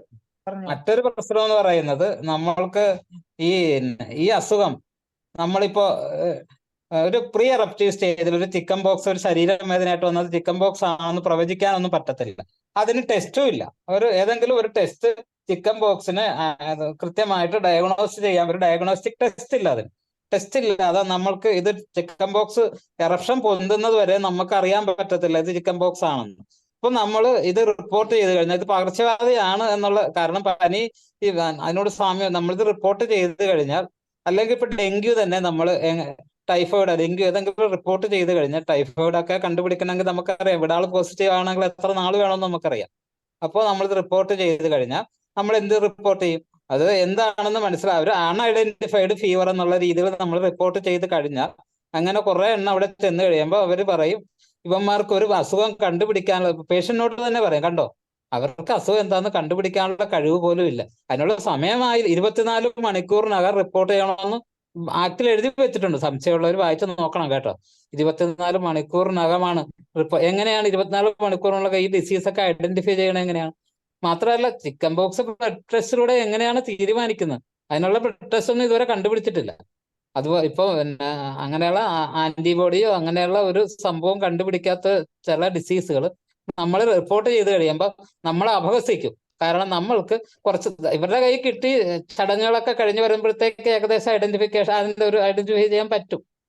അപ്പോഴത്തേക്ക് അവർ പറയും കണ്ടോ അവർക്ക് കണ്ടുപിടിക്കാൻ പോലും പറ്റിട്ടില്ല. ഇതാണ് ഹോമിയോപ്പതിക്കാരുടെ കുഴപ്പം എന്ന് പറയും. അല്ലെങ്കിൽ ആയുർവേദക്കാരുടെ കുഴപ്പം, ഇവർക്ക് അസുഖങ്ങളൊന്നും കണ്ടുപിടിക്കാനായിട്ട് ഉള്ള ഇതില്ല. കാരണം നമ്മളോട് പറഞ്ഞിരിക്കുന്നത് 24 മണിക്കൂറാണ്. 24 മണിക്കൂറിനെ അറിയിച്ചാൽ നമ്മൾക്ക് 10,000 രൂപ പിഴ വരും. പിന്നെ ഇതിനൊക്കെ വലിയ ദുരന്തം എന്ന് പറഞ്ഞാൽ ഇതിലൊരു കുഴപ്പവും ഇല്ല എന്ന് പറഞ്ഞ സംഘടനകള് അവര് ഇപ്പോ രഹസ്യമായിട്ടാണെങ്കിലും നമ്മൾ പറഞ്ഞ അതേ പോയിന്റ് വെച്ചിട്ട് മെമ്മോറാണ്ടം കൊടുത്തിട്ടുണ്ട്. ഇവരൊക്കെ നേരത്തെ നമുക്കൊപ്പം ഒരുമിച്ച് നിന്നിരുന്നെങ്കിൽ നമ്മളിത് നേരത്തെ ഇത് ഈ കേരളത്തിലെ ഹോമിയോപ്പതി സംഘടനകൾ മാത്രം ഒരുമിച്ച് നിന്നിരുന്നെങ്കിൽ അധികാരം നോക്കാതെ ശോഭ ഡോക്ടർക്ക് അറിയാം. ഞാനൊരു ഗ്രൂപ്പിൽ എഴുതിയപ്പോ ആ ഗ്രൂപ്പിന്റെ ഒരു സംഘടനയുടെ ആൾക്കാർ പറഞ്ഞത് ഇവിടെ അത്തരം കാര്യങ്ങളൊന്നും വിളമ്പണ്ട എന്നാണ് പറഞ്ഞത്. അത്തരം കാര്യങ്ങളൊന്നും ഇവിടെ വിളമ്പണ്ട, ഇവിടെ ഞങ്ങൾക്കറിയാം ആർക്കാണ് അറിയിക്കേണ്ടത്. അപ്പൊ ഞാനൊരു ചോദ്യമാണ് അവിടെ ചോദിച്ചത്. നിങ്ങൾ പറയുന്നത് കേട്ട് നമ്മളൊരു ഹോമിയോപ്പതി മെഡിക്കൽ ഓഫീസറെ ഈ വിവരം നമ്മൾ അറിയിച്ചു. ഇവര് അന്ന് പറഞ്ഞിരുന്നത്, ഇവരെന്ന് പറയാൻ ISK, വേറെ ആരുമല്ല, ISK അന്ന് പറഞ്ഞിരുന്നത് ഹോമിയോപ്പതി മെഡിക്കൽ ഓഫീസറെ അറിയിച്ചാലും മതി. അങ്ങനെ ഒരു ഡോക്ടറെ അറിയിച്ചു. പക്ഷെ നിയമപ്രകാരം മറ്റതായതുകൊണ്ട് ഈ നടപടി വന്നു കഴിഞ്ഞാൽ ഈ ഫൈൻ ആരടയ്ക്കും? സംഘടന പറഞ്ഞത് കേട്ട് നമ്മൾ ഒരു ഹോമിയോപ്പതി മെഡിക്കൽ ഓഫീസറെ അറിയിച്ചിട്ട് നമ്മൾ കുത്തിയിരിക്കുക. നമ്മളുടെ വിചാരം സംഘടന പറഞ്ഞതല്ലേ, വളരെ പഠിച്ച ആൾക്കാരാണല്ലോ അതിനകത്തിരിക്കുന്നത്, അപ്പൊ അവർ പറഞ്ഞതാണല്ലോ എന്ന് ചോദിച്ചതിനാണ് എന്നോട് ഈ രീതിയിൽ മറുപടി പറഞ്ഞത്. ഇതാണ് ഈ സംഘടനാ നേതൃത്വത്തിന്റെ ഇന്നത്തെ അവസ്ഥ. അത് മാത്രമല്ല, വളരെ അതിനെ ഉപയോഗിക്കേണ്ട ഭാഷ എനിക്കറിയില്ല.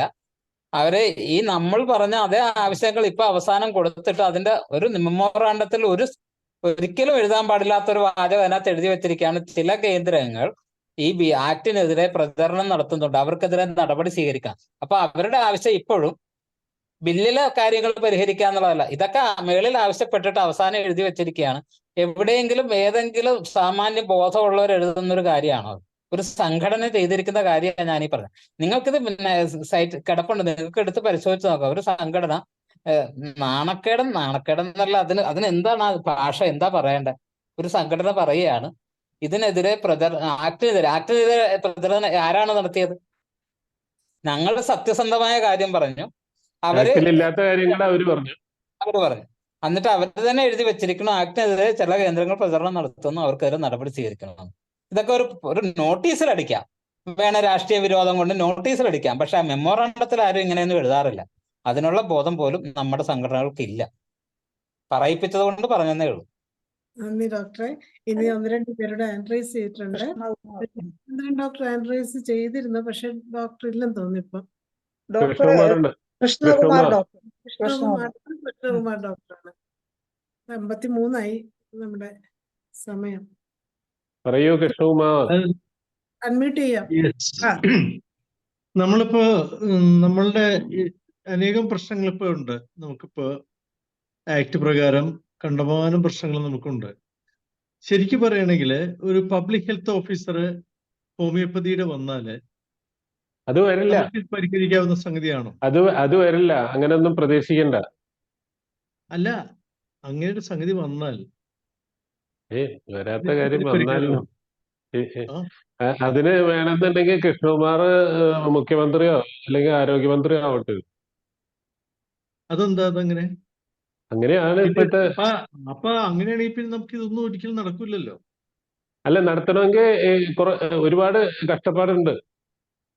ഇത് ഓഫീസർ മോഡേൺ മെഡിസിന്റെ ആളായിരിക്കെ പിന്നെ നമ്മൾ എത്ര ബഹളം ഉണ്ടാക്കിയാലും കാര്യം എന്താ? അല്ല, അങ്ങനെയാണ് ഇപ്പോഴത്തെ സ്ഥിതിവിശേഷം. അതെ, അതിന് പകരം ആയുഷ് എന്ന് പറഞ്ഞ സംഗതി ഉണ്ടല്ലോ നമുക്ക് ഇവിടെ. എന്നോട് ഈ ഹെൽത്തിന്റെ PS പറഞ്ഞ എന്താ അറിയാം? ഹെൽത്ത് എന്ന് പറഞ്ഞാൽ അലോപ്പതിയാണ്. അതില് നിങ്ങളോ ആയുർവേദമോ യുനാനിയോ ഒന്നും ഇല്ല. ഞങ്ങള് പിന്നെ അതിനെ പിന്നീട് ചേർത്തതാണ്. ഇത് അല്ല, സ്റ്റേറ്റിന്റെ അധികാരം ഉണ്ടെന്നുള്ളത് ശരി, പക്ഷെ സെന്ററിന് ഇതിന് ഒരു അധികാരം ഇല്ലേ? സെന്റർ അംഗീകരിച്ചിരിക്കുന്ന ഒരു മിനിസ്ട്രി ഉള്ള സംഗതിയല്ലേ ആയുഷ്? ഒരു തീർച്ചയായിട്ടും അത് നിസ്സാരമല്ലല്ലോ സംഗതി. അത് സ്റ്റേറ്റ് പറയുന്നത് മുഴുവനും അംഗീകരിക്കാൻ പറ്റില്ലല്ലോ. സ്റ്റേറ്റ് പറയുന്നത് അംഗീകരിക്കാൻ പറ്റില്ല. അത് കൃഷ്ണ ഡോക്ടറെ, ഇതേ കൺകറന്റ് ലിസ്റ്റിലുള്ളതാണ് ഈ ഹെൽത്ത് ചികിത്സ എന്ന് പറയുന്നത്. ഹലോ, കേൾക്കുന്നുണ്ടോ? അപ്പൊ അത് സ്റ്റേറ്റിനാണ് അധികാരം. പക്ഷെ സ്റ്റേറ്റിന് ഒരിക്കലും പാർലമെന്റ്, അതായത് യൂണിയന്റെ നിയമങ്ങളെ അതിലംഘിച്ചുകൊണ്ടൊരു നിയമം സ്റ്റേറ്റിന് പാസ്സാക്കാൻ പറ്റത്തില്ല. അത് നിലനിൽക്കത്തില്ല. ഇതില് ചില കാര്യങ്ങൾ കൃഷ്ണകുമാർ ഡോക്ടർ പറഞ്ഞത് ശരിയാണ്. ചില കാര്യങ്ങൾ ഇതില് അവര് യൂണിയൻ, അതായത് നമ്മുടെ കേന്ദ്ര സർക്കാർ പാസ്സാക്കി വെച്ചിരിക്കുന്ന നിയമങ്ങളെ അത് തകിടം പറിക്കുന്ന ചില കാര്യങ്ങളാണ് ഇതിനകത്ത് ഇൻഡയറക്റ്റ് ആയിട്ട് എഴുതി വെച്ചിരിക്കുന്നത്. ഡയറക്റ്റ് ആയിട്ടല്ല ഇൻഡയറക്റ്റ് ആയിട്ട് എഴുതി വെച്ചിരിക്കുന്നത്. കാരണം ഇത് അവർക്ക് റിപ്പോർട്ട് ചെയ്യണമെന്ന് പറയുമ്പോൾ ഭാവിയിൽ സംഭവിക്കാൻ പോകുന്ന നമ്മുടെ ചികിത്സ നഷ്ടപ്പെടും. പിന്നെ ഈ പബ്ലിക് ഹെൽത്ത് ഓഫീസറെ നമ്മൾക്ക് കിട്ടത്തില്ല. ഇപ്പൊ കൃഷ്ണകുമാർ ഡോക്ടർ പറഞ്ഞില്ല, പകരം നമ്മൾക്ക് നമ്മുടെ ചികിത്സയുടെ കാര്യങ്ങൾ റിപ്പോർട്ട് ചെയ്യാൻ നമ്മുടെ ഒരു ഓഫീസർ, അങ്ങനെ ഒരു സംവിധാനം നമ്മൾക്ക് കിട്ടുമെന്നുള്ളതാണ് നമ്മളിപ്പോ ശ്രമിക്കണം. പബ്ലിക് ഹെൽത്ത് അതാണ് നമ്മൾ ഓഫീസറെ ആവശ്യപ്പെട്ടിട്ടുള്ളത്. അതാണ് നമ്മൾ അല്ല, ആവശ്യപ്പെട്ടിട്ടുള്ളത്. പബ്ലിക് അതാണ് ചോദിച്ചേ. ആ, അതന്നെ പബ്ലിക് ഞാൻ പബ്ലിക് ചോദിച്ചത്. നമ്മളുടെ കാര്യങ്ങൾ നമ്മളുടെ ആൾക്കാരോട് പറയാം, ആ DMOനോടോ അല്ലെങ്കിൽ നമ്മുടെ മെഡിക്കൽ ഓഫീസറോടോ പറയാം. അതെ, അതിനപ്പുറം അവിടുന്ന് ഡാറ്റാസ് കൊടുക്കാണ്ടിരിക്കുക, എന്ത് വേണമെങ്കിൽ ചെയ്തോട്ടെ. അവർ ചെയ്തോട്ടെ, അത് അതിനപ്പുറം നമുക്ക് ഉത്തരവാദിത്വം. ചെയ്യാൻ ഇപ്പൊ പറ്റില്ല എന്നാണ് നമ്മൾ ആവശ്യപ്പെട്ടിട്ടുള്ളത്. ഇപ്പൊ കമ്മ്യൂണിക്കബിൾ ഡിസീസ് അറിയിക്കുക എന്നുള്ളത് നമ്മളുടെയൊക്കെ ഡ്യൂട്ടിയാണ് അല്ലേ? തീർച്ചയായിട്ടും ആ അത് അതെല്ലാം അത് ഓക്കെ അല്ലേ? നിലവിലുള്ളതാണ്, പണ്ടേ ഉള്ളതാണ്. പക്ഷെ ആ നമ്മളാരും നിലവിലുള്ള ചെയ്യാറില്ല. അതെ, ഇത് കാലാകാലമായിട്ട് അവർ ആഡ് ചെയ്യുന്നുള്ളതും ശരിയല്ലേ? കാരണം പുതിയ പുതിയ അല്ല രോഗങ്ങൾ വരുമ്പോൾ ആഡ് ചെയ്യാതിരിക്കാൻ അല്ല പറ്റില്ലല്ലോ. അല്ല അന്ന് ഇത് റിപ്പോർട്ട് ചെയ്യാന്ന് മാത്രമേ പറഞ്ഞിട്ടുള്ളൂ. അതിനുശേഷം പറഞ്ഞിട്ടുള്ള കാര്യങ്ങളാണ്. അങ്ങനെ റിപ്പോർട്ട് ചെയ്യപ്പെട്ട പിന്നീട് ആ പബ്ലിക് ഹെൽത്ത് ഓഫീസർ നിർദ്ദേശിക്കുന്ന രീതിയിൽ ആ ചികിത്സയും ചികിത്സാ പ്രോട്ടോകോളും മറ്റു കാര്യങ്ങളും അതെ, കൊണ്ടുപോകണം എന്ന് അല്ല പറഞ്ഞിടത്താണ് പ്രശ്നം. അതെ അവിടെയാണ് അതെ പ്രശ്നം. അതാണ് ഞാൻ പറഞ്ഞത്. പബ്ലിക് ഹെൽത്ത് ഓഫീസർ, നമ്മളുടെ ഒരു പബ്ലിക് ഹെൽത്ത് ഓഫീസർ ഉണ്ടെങ്കിൽ ഈ പ്രശ്നങ്ങൾ തീരില്ലേ എന്നുള്ളത്. തീരും. ആ, പക്ഷെ ആ പബ്ലിക് ഹെൽത്ത് ഓഫീസർ നമ്മളെ ഹോമിയോപ്പതിയുടെ വെക്കുമെന്നുള്ളതിന് എന്താ ഉറപ്പ്? എവിടെയെങ്കിലും പറഞ്ഞിട്ടുണ്ടോ? എങ്ങനെ വെപ്പിക്കും? ഉറപ്പ് മാത്രമല്ല, അതിനകത്തുള്ള പ്രശ്നം പ്രായോഗികമായിട്ട് അതിന് ചില തടസ്സങ്ങളുണ്ട് കൃഷ്ണകുമാർ ഡോക്ടറെ. ആ ഒരു പബ്ലിക് ഹെൽത്ത് ഓഫീസറുടെ ഇപ്പോ ISK ആവശ്യപ്പെട്ടിരിക്കുന്ന വെറും മണ്ടത്തരാണ്. കാരണം അധ്യക്ഷനെ മാറ്റണം. അവർ ഉദ്ദേശിച്ചത് പബ്ലിക് ഹെൽത്ത് ഓഫീസർക്ക് റൊട്ടേഷൻ ആക്കണമെന്നാണ്. ഈ റൊട്ടേഷൻ ആക്കുക എന്ന് പറഞ്ഞു കഴിഞ്ഞാൽ അത് നടക്കണ കാര്യമല്ല. റൊട്ടേഷൻ അല്ല അല്ല അവർ അല്ല എഴുതി വന്നപ്പോ ഒരിക്കലുമില്ല. അധ്യക്ഷനൊന്നും ആയിപ്പോയി. അതാ ഈ എഴുതണം അങ്ങനെ പറഞ്ഞെന്ന് വിചാരിക്കലോ, എന്നാലും എഴുതുന്നവന്റെ കുഴപ്പമാണത്. എന്തായാലും അത് സംഘടന മൊത്തം ആലോചിച്ച് ചർച്ച ചെയ്തിട്ടാണ് ഇത് പുറത്തിറക്കിയപ്പോൾ അപ്പൊ അവർ തിരുത്താൻ അവർക്കത് മനസ്സിലായില്ല കാര്യം. അവരെഴുതി വെച്ചിരിക്കുന്ന അധ്യക്ഷ സ്ഥാനം റൊട്ടേഷൻ ആക്കണം. അവർ ഉദ്ദേശിച്ചത് പബ്ലിക് ഹെൽത്ത് ഓഫീസർ സ്ഥാനം റൊട്ടേഷൻ റൊട്ടേഷൻ ആക്കണമെന്നാണ് ഉദ്ദേശിച്ചത്. ആക്കണമെന്നാണ് ഉദ്ദേശിച്ചത്. ആ ഓ. ഇതൊക്കെ നമുക്ക് വായിച്ചപ്പോഴേ, കാരണം ഇത് നമ്മളെ കുറെ നാളായിട്ട് ഇത് ഇങ്ങനെ ഞങ്ങളൊക്കെ ഇതാണല്ലോ, അതുകൊണ്ട് ആ നമുക്കിത് ഇവരെന്താ ഉദ്ദേശിക്കണേന്ന് പോലും ഞങ്ങൾക്ക് ഇപ്പൊ മനസ്സിലാവുന്നുണ്ട്, ഇവരുടെ ഓ. മനസ്സിൽ എന്താ. അപ്പൊ നമ്മളത് അത് നടക്കത്തില്ല എന്ന് പറഞ്ഞതിന്റെ കാര്യം ഇപ്പൊ ഞാൻ ഒരു ചെറിയ ഉദാഹരണം പറയാം. ഉം. ഹലോ, ആ ഇപ്പൊ Yes, yes. ഒരു ഭക്ഷ്യവ്യാപാര സ്ഥലത്ത് പോയി മായം ചേർക്കൽ പരിശോധിക്കാനുള്ള ഒരു പരിശീലനം അതിനുള്ള നമ്മുടെ സിലബസിലുള്ളത് മനസ്സിലായോ? നമുക്ക് ഒരു നമുക്ക് പബ്ലിക് ഹെൽത്ത് ഓഫീസറുടെ ഹെൽത്ത് ഓഫീസേഴ്സ് ഇല്ല ഹോമിയോപ്പതിക്ക്. അല്ല, അതാണ് ഇല്ല ഹെൽത്ത് ഓഫീസർ ഇല്ല, നമ്മൾക്ക് ഇല്ല.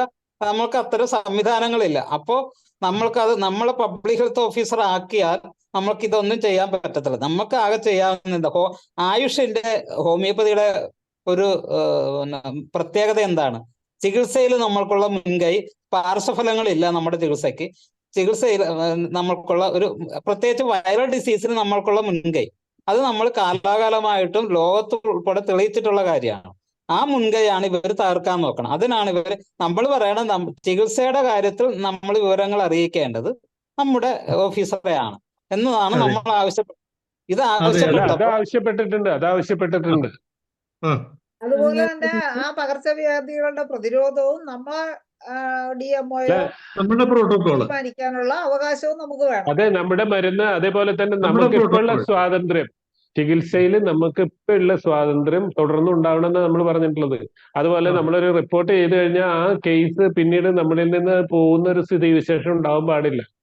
ആ അതൊക്കെ നമ്മൾ ആവശ്യപ്പെട്ടിട്ടുണ്ട്. നമ്മൾ കൊടുത്തിട്ടുള്ള നിവേദനങ്ങളിൽ അതൊക്കെ തന്നെയാണ് കൊടുത്തിട്ടുള്ളത്. അല്ലാണ്ട് നമ്മളെ ഡയറക്റ്റ് ആയിട്ട് നമ്മളെ പബ്ലിക് ഹെൽത്ത് ഓഫീസർ ആക്കണം എന്ന് പറഞ്ഞാൽ അവർ ഓടിക്കും നമ്മള്. അതാണ് പ്രശ്നം. അല്ല അതെ. അതല്ല, അത് അൾട്ടിമേറ്റ് ആയിട്ടുള്ള നമുക്ക് കാര്യം ഞാൻ പറഞ്ഞതാണ്. അങ്ങനെ ആരും ആവശ്യപ്പെടില്ലല്ലോ. ഇനിയിപ്പോ അതുകൊണ്ടാണ് അത് അങ്ങ- പറഞ്ഞത്. അങ്ങനെയുള്ള സംഘടനയല്ലല്ലോ നമ്മള്. ഇനിയിപ്പം അടുത്ത വീണ ഡോക്ടർ എത്രയും വേഗം പറയാൻ, പണി 10 കഴിഞ്ഞു. വീണ ഡോക്ടറെ. അതൊക്കെ പോയി. വീണ ഡോക്ടർ കാണുന്നില്ലല്ലോ. ഇല്ല, വീണ ഡോക്ടർ മറ്റുള്ള സ്റ്റേറ്റുകളിലൊന്നും ഇതില്ല. ഇതില്ലേന്നാ ചോദിച്ചേ. മറ്റു സ്റ്റേറ്റിലൊക്കെ ഉണ്ട് ഇത്. പക്ഷെ ഈ അവിടെ എന്തുണ്ടായിട്ടും കാര്യമൊന്നുമില്ല. അവർക്ക് അവരുടേതായ ഒരു രീതി ഉണ്ട്. ആ രീതിയിൽ അങ്ങ് പോകും. അവിടെ ഇവിടെ ഒന്നാം സ്ഥാനത്ത് എത്തണമെന്നൊന്നും അവർക്കില്ല. ഇവിടെ ഇന്ത്യയിൽ ഒന്നാം സ്ഥാനത്ത്, അതായത് ആരോഗ്യരംഗത്ത് കേരള മോഡൽ, അതിനു വേണ്ടിയുള്ള ഓട്ടോ ആണ്. ഷഫീഖ് അല്ലാതെ ഡോക്ടർ ഷഫീഖ് ഡോക്ടർ. പറഞ്ഞോട്ടെ, കേക്കാവോ? ആ കേക്കാം. അതായത് ഞാനൊരു രാഷ്ട്രീയ നേതാവുമായിട്ട് ഇക്കാര്യം ചർച്ച ചെയ്തപ്പോ പുള്ളി പറഞ്ഞത്, നിങ്ങൾ മുമ്പൊക്കെ ചികിത്സിച്ചുകൊണ്ടിരുന്നത് മണ്ണനും കരപ്പനും പൊക്കാടയ്ക്കും ഒക്കെയാണ്. ഇപ്പൊ നിങ്ങൾ അങ്ങനെയല്ല, നിങ്ങൾ ക്യാൻസറും അവർക്ക് പൈസ ഉണ്ടാക്കാൻ പറ്റണതിലൊക്കെ നിങ്ങൾ കൈവച്ച് തുടങ്ങി, അതിനൊക്കെ റിസൾട്ടും ഉണ്ട്. പുള്ളി പറഞ്ഞത് ഞാനത് ആലോചിച്ചപ്പോ വളരെ കറക്റ്റ് ആണ്. അല്ല, അത് കാരണം തന്നെയാണ് ഇപ്പം പ്രശ്നം. അത് തന്നെയാണ് അപ്പം പ്രശ്നം. ഈ സിസ്റ്റം ഹാർട്ട് സ്പെഷ്യലിസ്റ്റ് വരെ ഇരിക്കുന്നു, പിന്നെന്തോ ഈ സിസ്റ്റം വളർന്നു കഴിഞ്ഞാൽ അവരുടെ ഒരുപാട് ചാൻസുകൾ ഇല്ലാതാവുമെന്ന് മനസ്സിലാക്കിക്കൊണ്ട് ബുദ്ധിപൂർവ്വം തന്നെയാണ് അവർ ഈ ബില്ല് കൊണ്ടുവന്ന് ആക്ട് ആക്കിയതെന്നാണ് പുള്ളി പറഞ്ഞത്. അത് വളരെ കറക്റ്റ് ആണെന്ന് നമ്മൾ ചിന്തിക്കണം. അതുകൊണ്ട് നമ്മൾ ഇതിനെ അതിജീവിക്കാൻ എന്തൊക്കെ ചെയ്യാൻ കഴിയും അതൊക്കെ ചെയ്തില്ലെങ്കിൽ നമ്മുടെ നിലനിൽപ്പ് വളരെ മോശമാകും എന്നുള്ളത് യാതൊരു സംശയവും വേണം. അല്ല, അത് ഇനിയും മനസ്സിലാവാതിരിക്കണുള്ളൂ.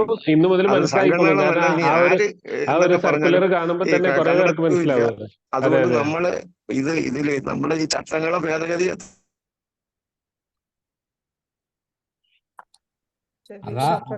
അതാണ് ഞാൻ പറഞ്ഞ ഡോക്ടറെ, അവർക്ക് ഗതികേട് കൊണ്ടാണ് നമ്മളെ കയറി പിടിച്ചിരിക്കണം. നമ്മൾ അവരൊന്ന് മനസ്സിലാക്കണം.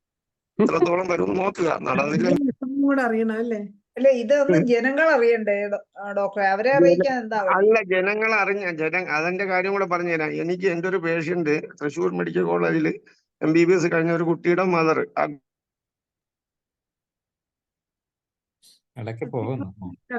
എന്റെ ട്രീറ്റ്മെന്റ് ആണ് എല്ലാ അസുഖങ്ങൾക്കും. തൃശ്ശൂരിന് സ്കൂളിലെ ടീച്ചറാണ്. ഞാൻ ഈ കാര്യങ്ങളൊക്കെ പറഞ്ഞപ്പം അവര് ചോദിച്ചത്, ഡോക്ടർ ഇതൊക്കെ ആരെങ്കിലും അംഗീകരിക്കും? പൊതുജനം കയറി അവരെ തല്ലൂല്ലേ എന്നാണ് അവരെന്റെ അടുത്ത് ചോദിച്ചത്. പക്ഷെ അവർക്കൊന്നും ഇപ്പോഴും അറിഞ്ഞുകൂടാ. ഇതിന്റെ നിജസ്ഥിതികൾ അവർക്ക് അറിയില്ലല്ലോ. നമ്മളിലുള്ളവർക്ക് നിജസ്ഥിതി അറിയാന്നുള്ളവര് അങ്ങനെ അല്ല എന്ന് പറയുമ്പോഴ് പിന്നെ ഈ പബ്ലിക്കിന്റെ കാര്യം നമ്മൾ എന്ത് പറയാം? അല്ല, ഒരു കാര്യം ശ്രദ്ധിച്ചായിരുന്നോ? ഇന്ന് തിരുവനന്തപുരത്ത് മീറ്റിംഗ് കൂടി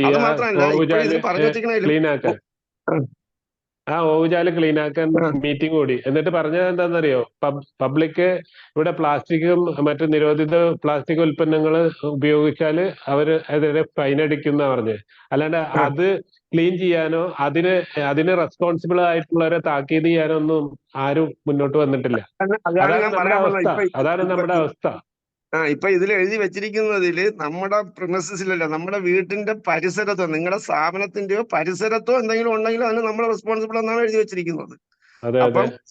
അപ്പം ഈ പറഞ്ഞ കണക്ക് ഗവൺമെന്റ് ഭാഗത്തു നിന്നും അവർക്ക് ഒരു പ്രശ്നവുമില്ല. ഇപ്പം പൊതുവായിട്ടുള്ള റോഡിലൊക്കെ ഉള്ള കുഴിയിലൊക്കെ വെള്ളം കെട്ടി കിടന്ന് അവിടെ കൊതുക് ഇരയ്യാലൊന്നും ഒരു പ്രശ്നമില്ല. അതിന്റെ പരിസരത്ത് താമസിക്കണമെന്നാണ് അതിന് മറുപടി പറയേണ്ടതെന്നാണ് ഇപ്പൊ പുതിയ അത് വീടുകളിൽ ഉണ്ടാകുന്ന കൊതുക് കടിച്ചാൽ മാത്രമേ. അപ്പൊ അവരെല്ലാം പ്രൊട്ടക്റ്റഡുമാണ്. പബ്ലിക് വെറും ഫൂളുമാണ്.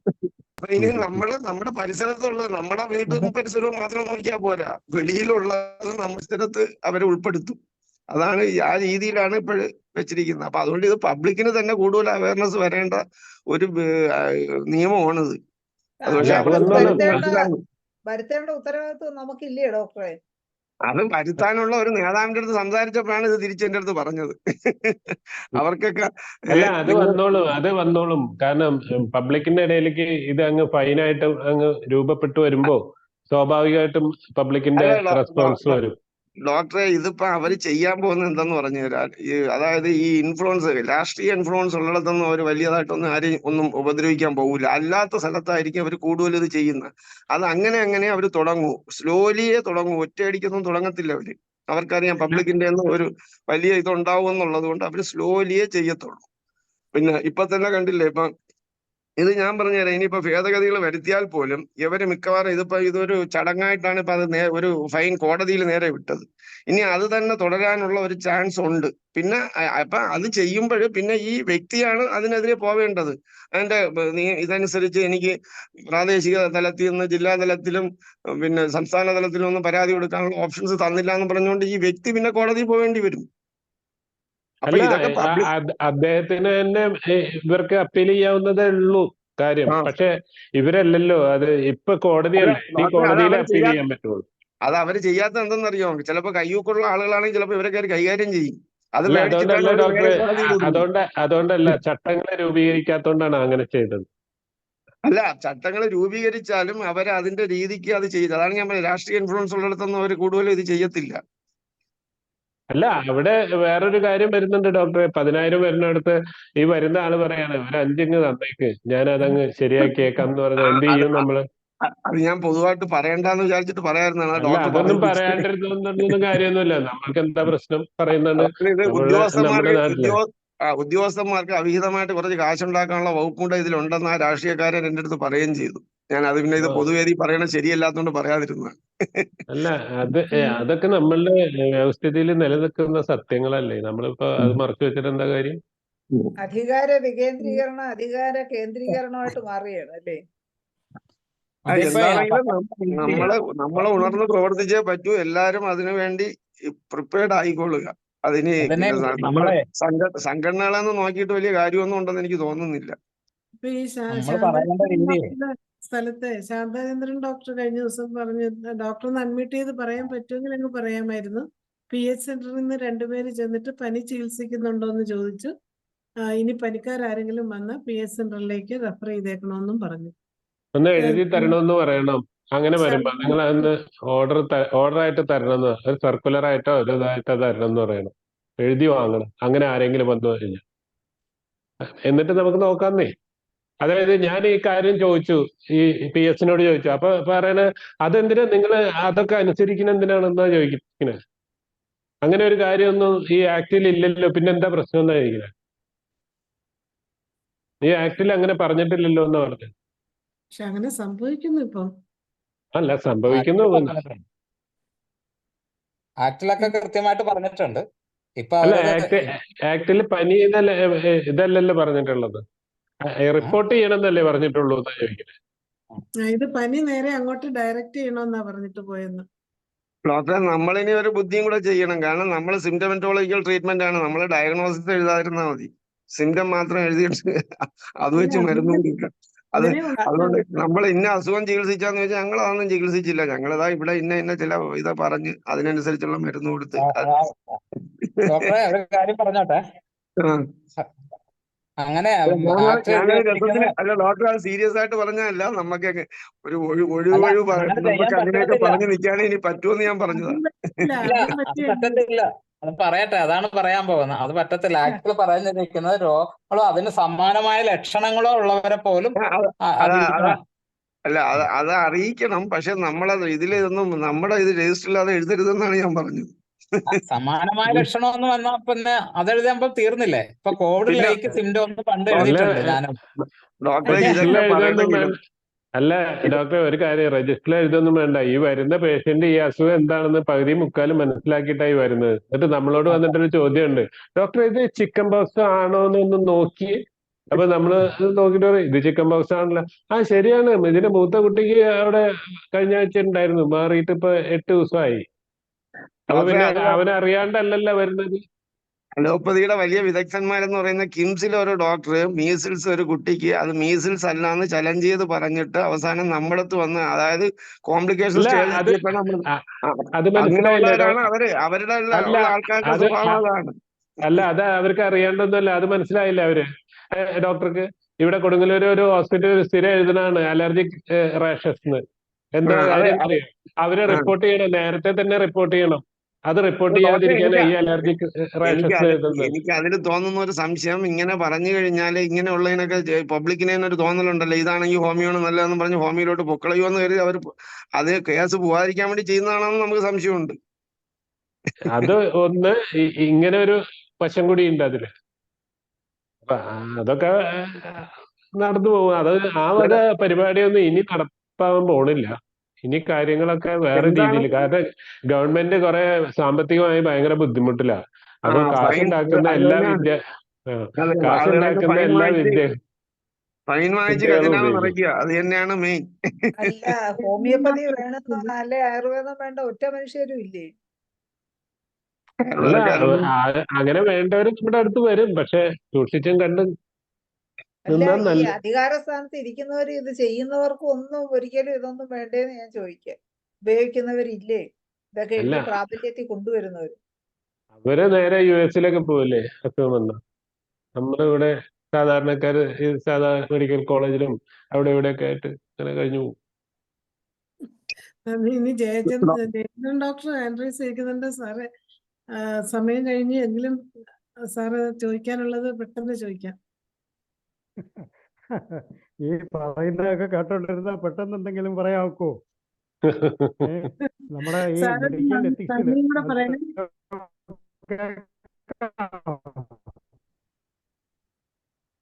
കേൾക്കാമല്ലോ സാർ.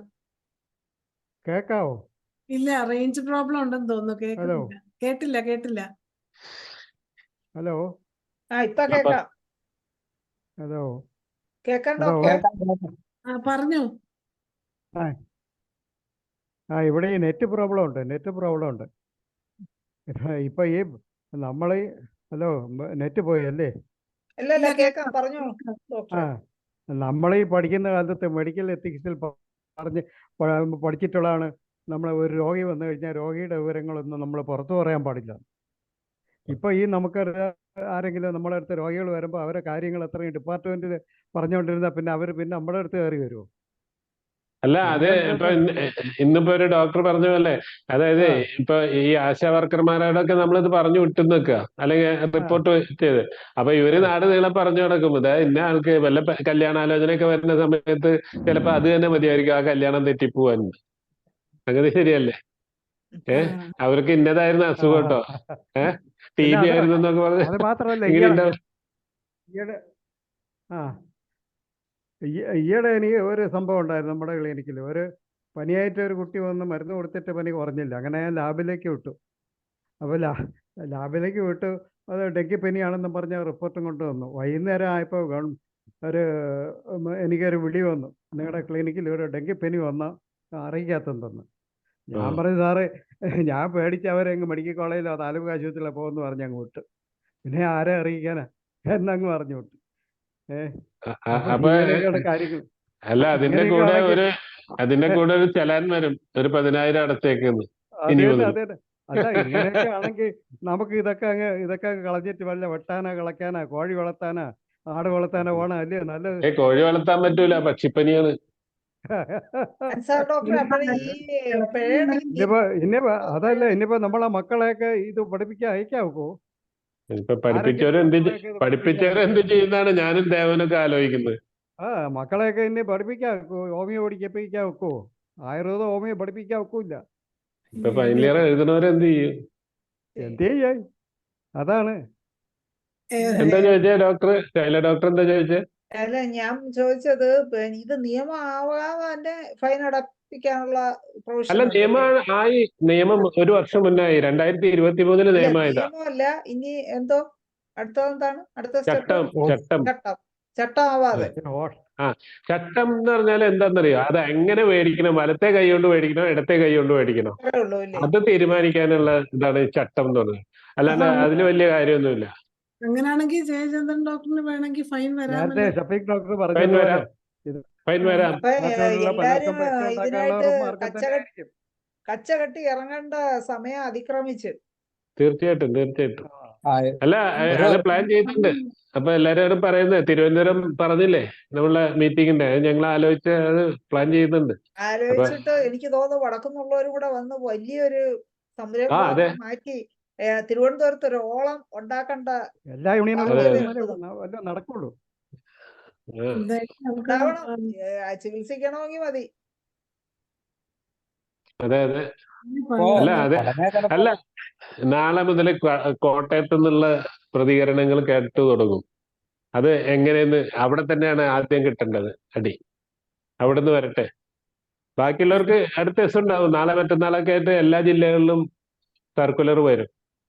അപ്പൊ ആ സർക്കുലർ വന്നു കഴിയുമ്പോ നമുക്ക് കാര്യങ്ങളൊക്കെ വ്യക്തമാവും. വായിക്കാൻ പറയണം. കോട്ടയത്തുനിന്ന് ഒരു ഇടയലേഖനം നേരത്തെ ഉണ്ടായിരുന്നു.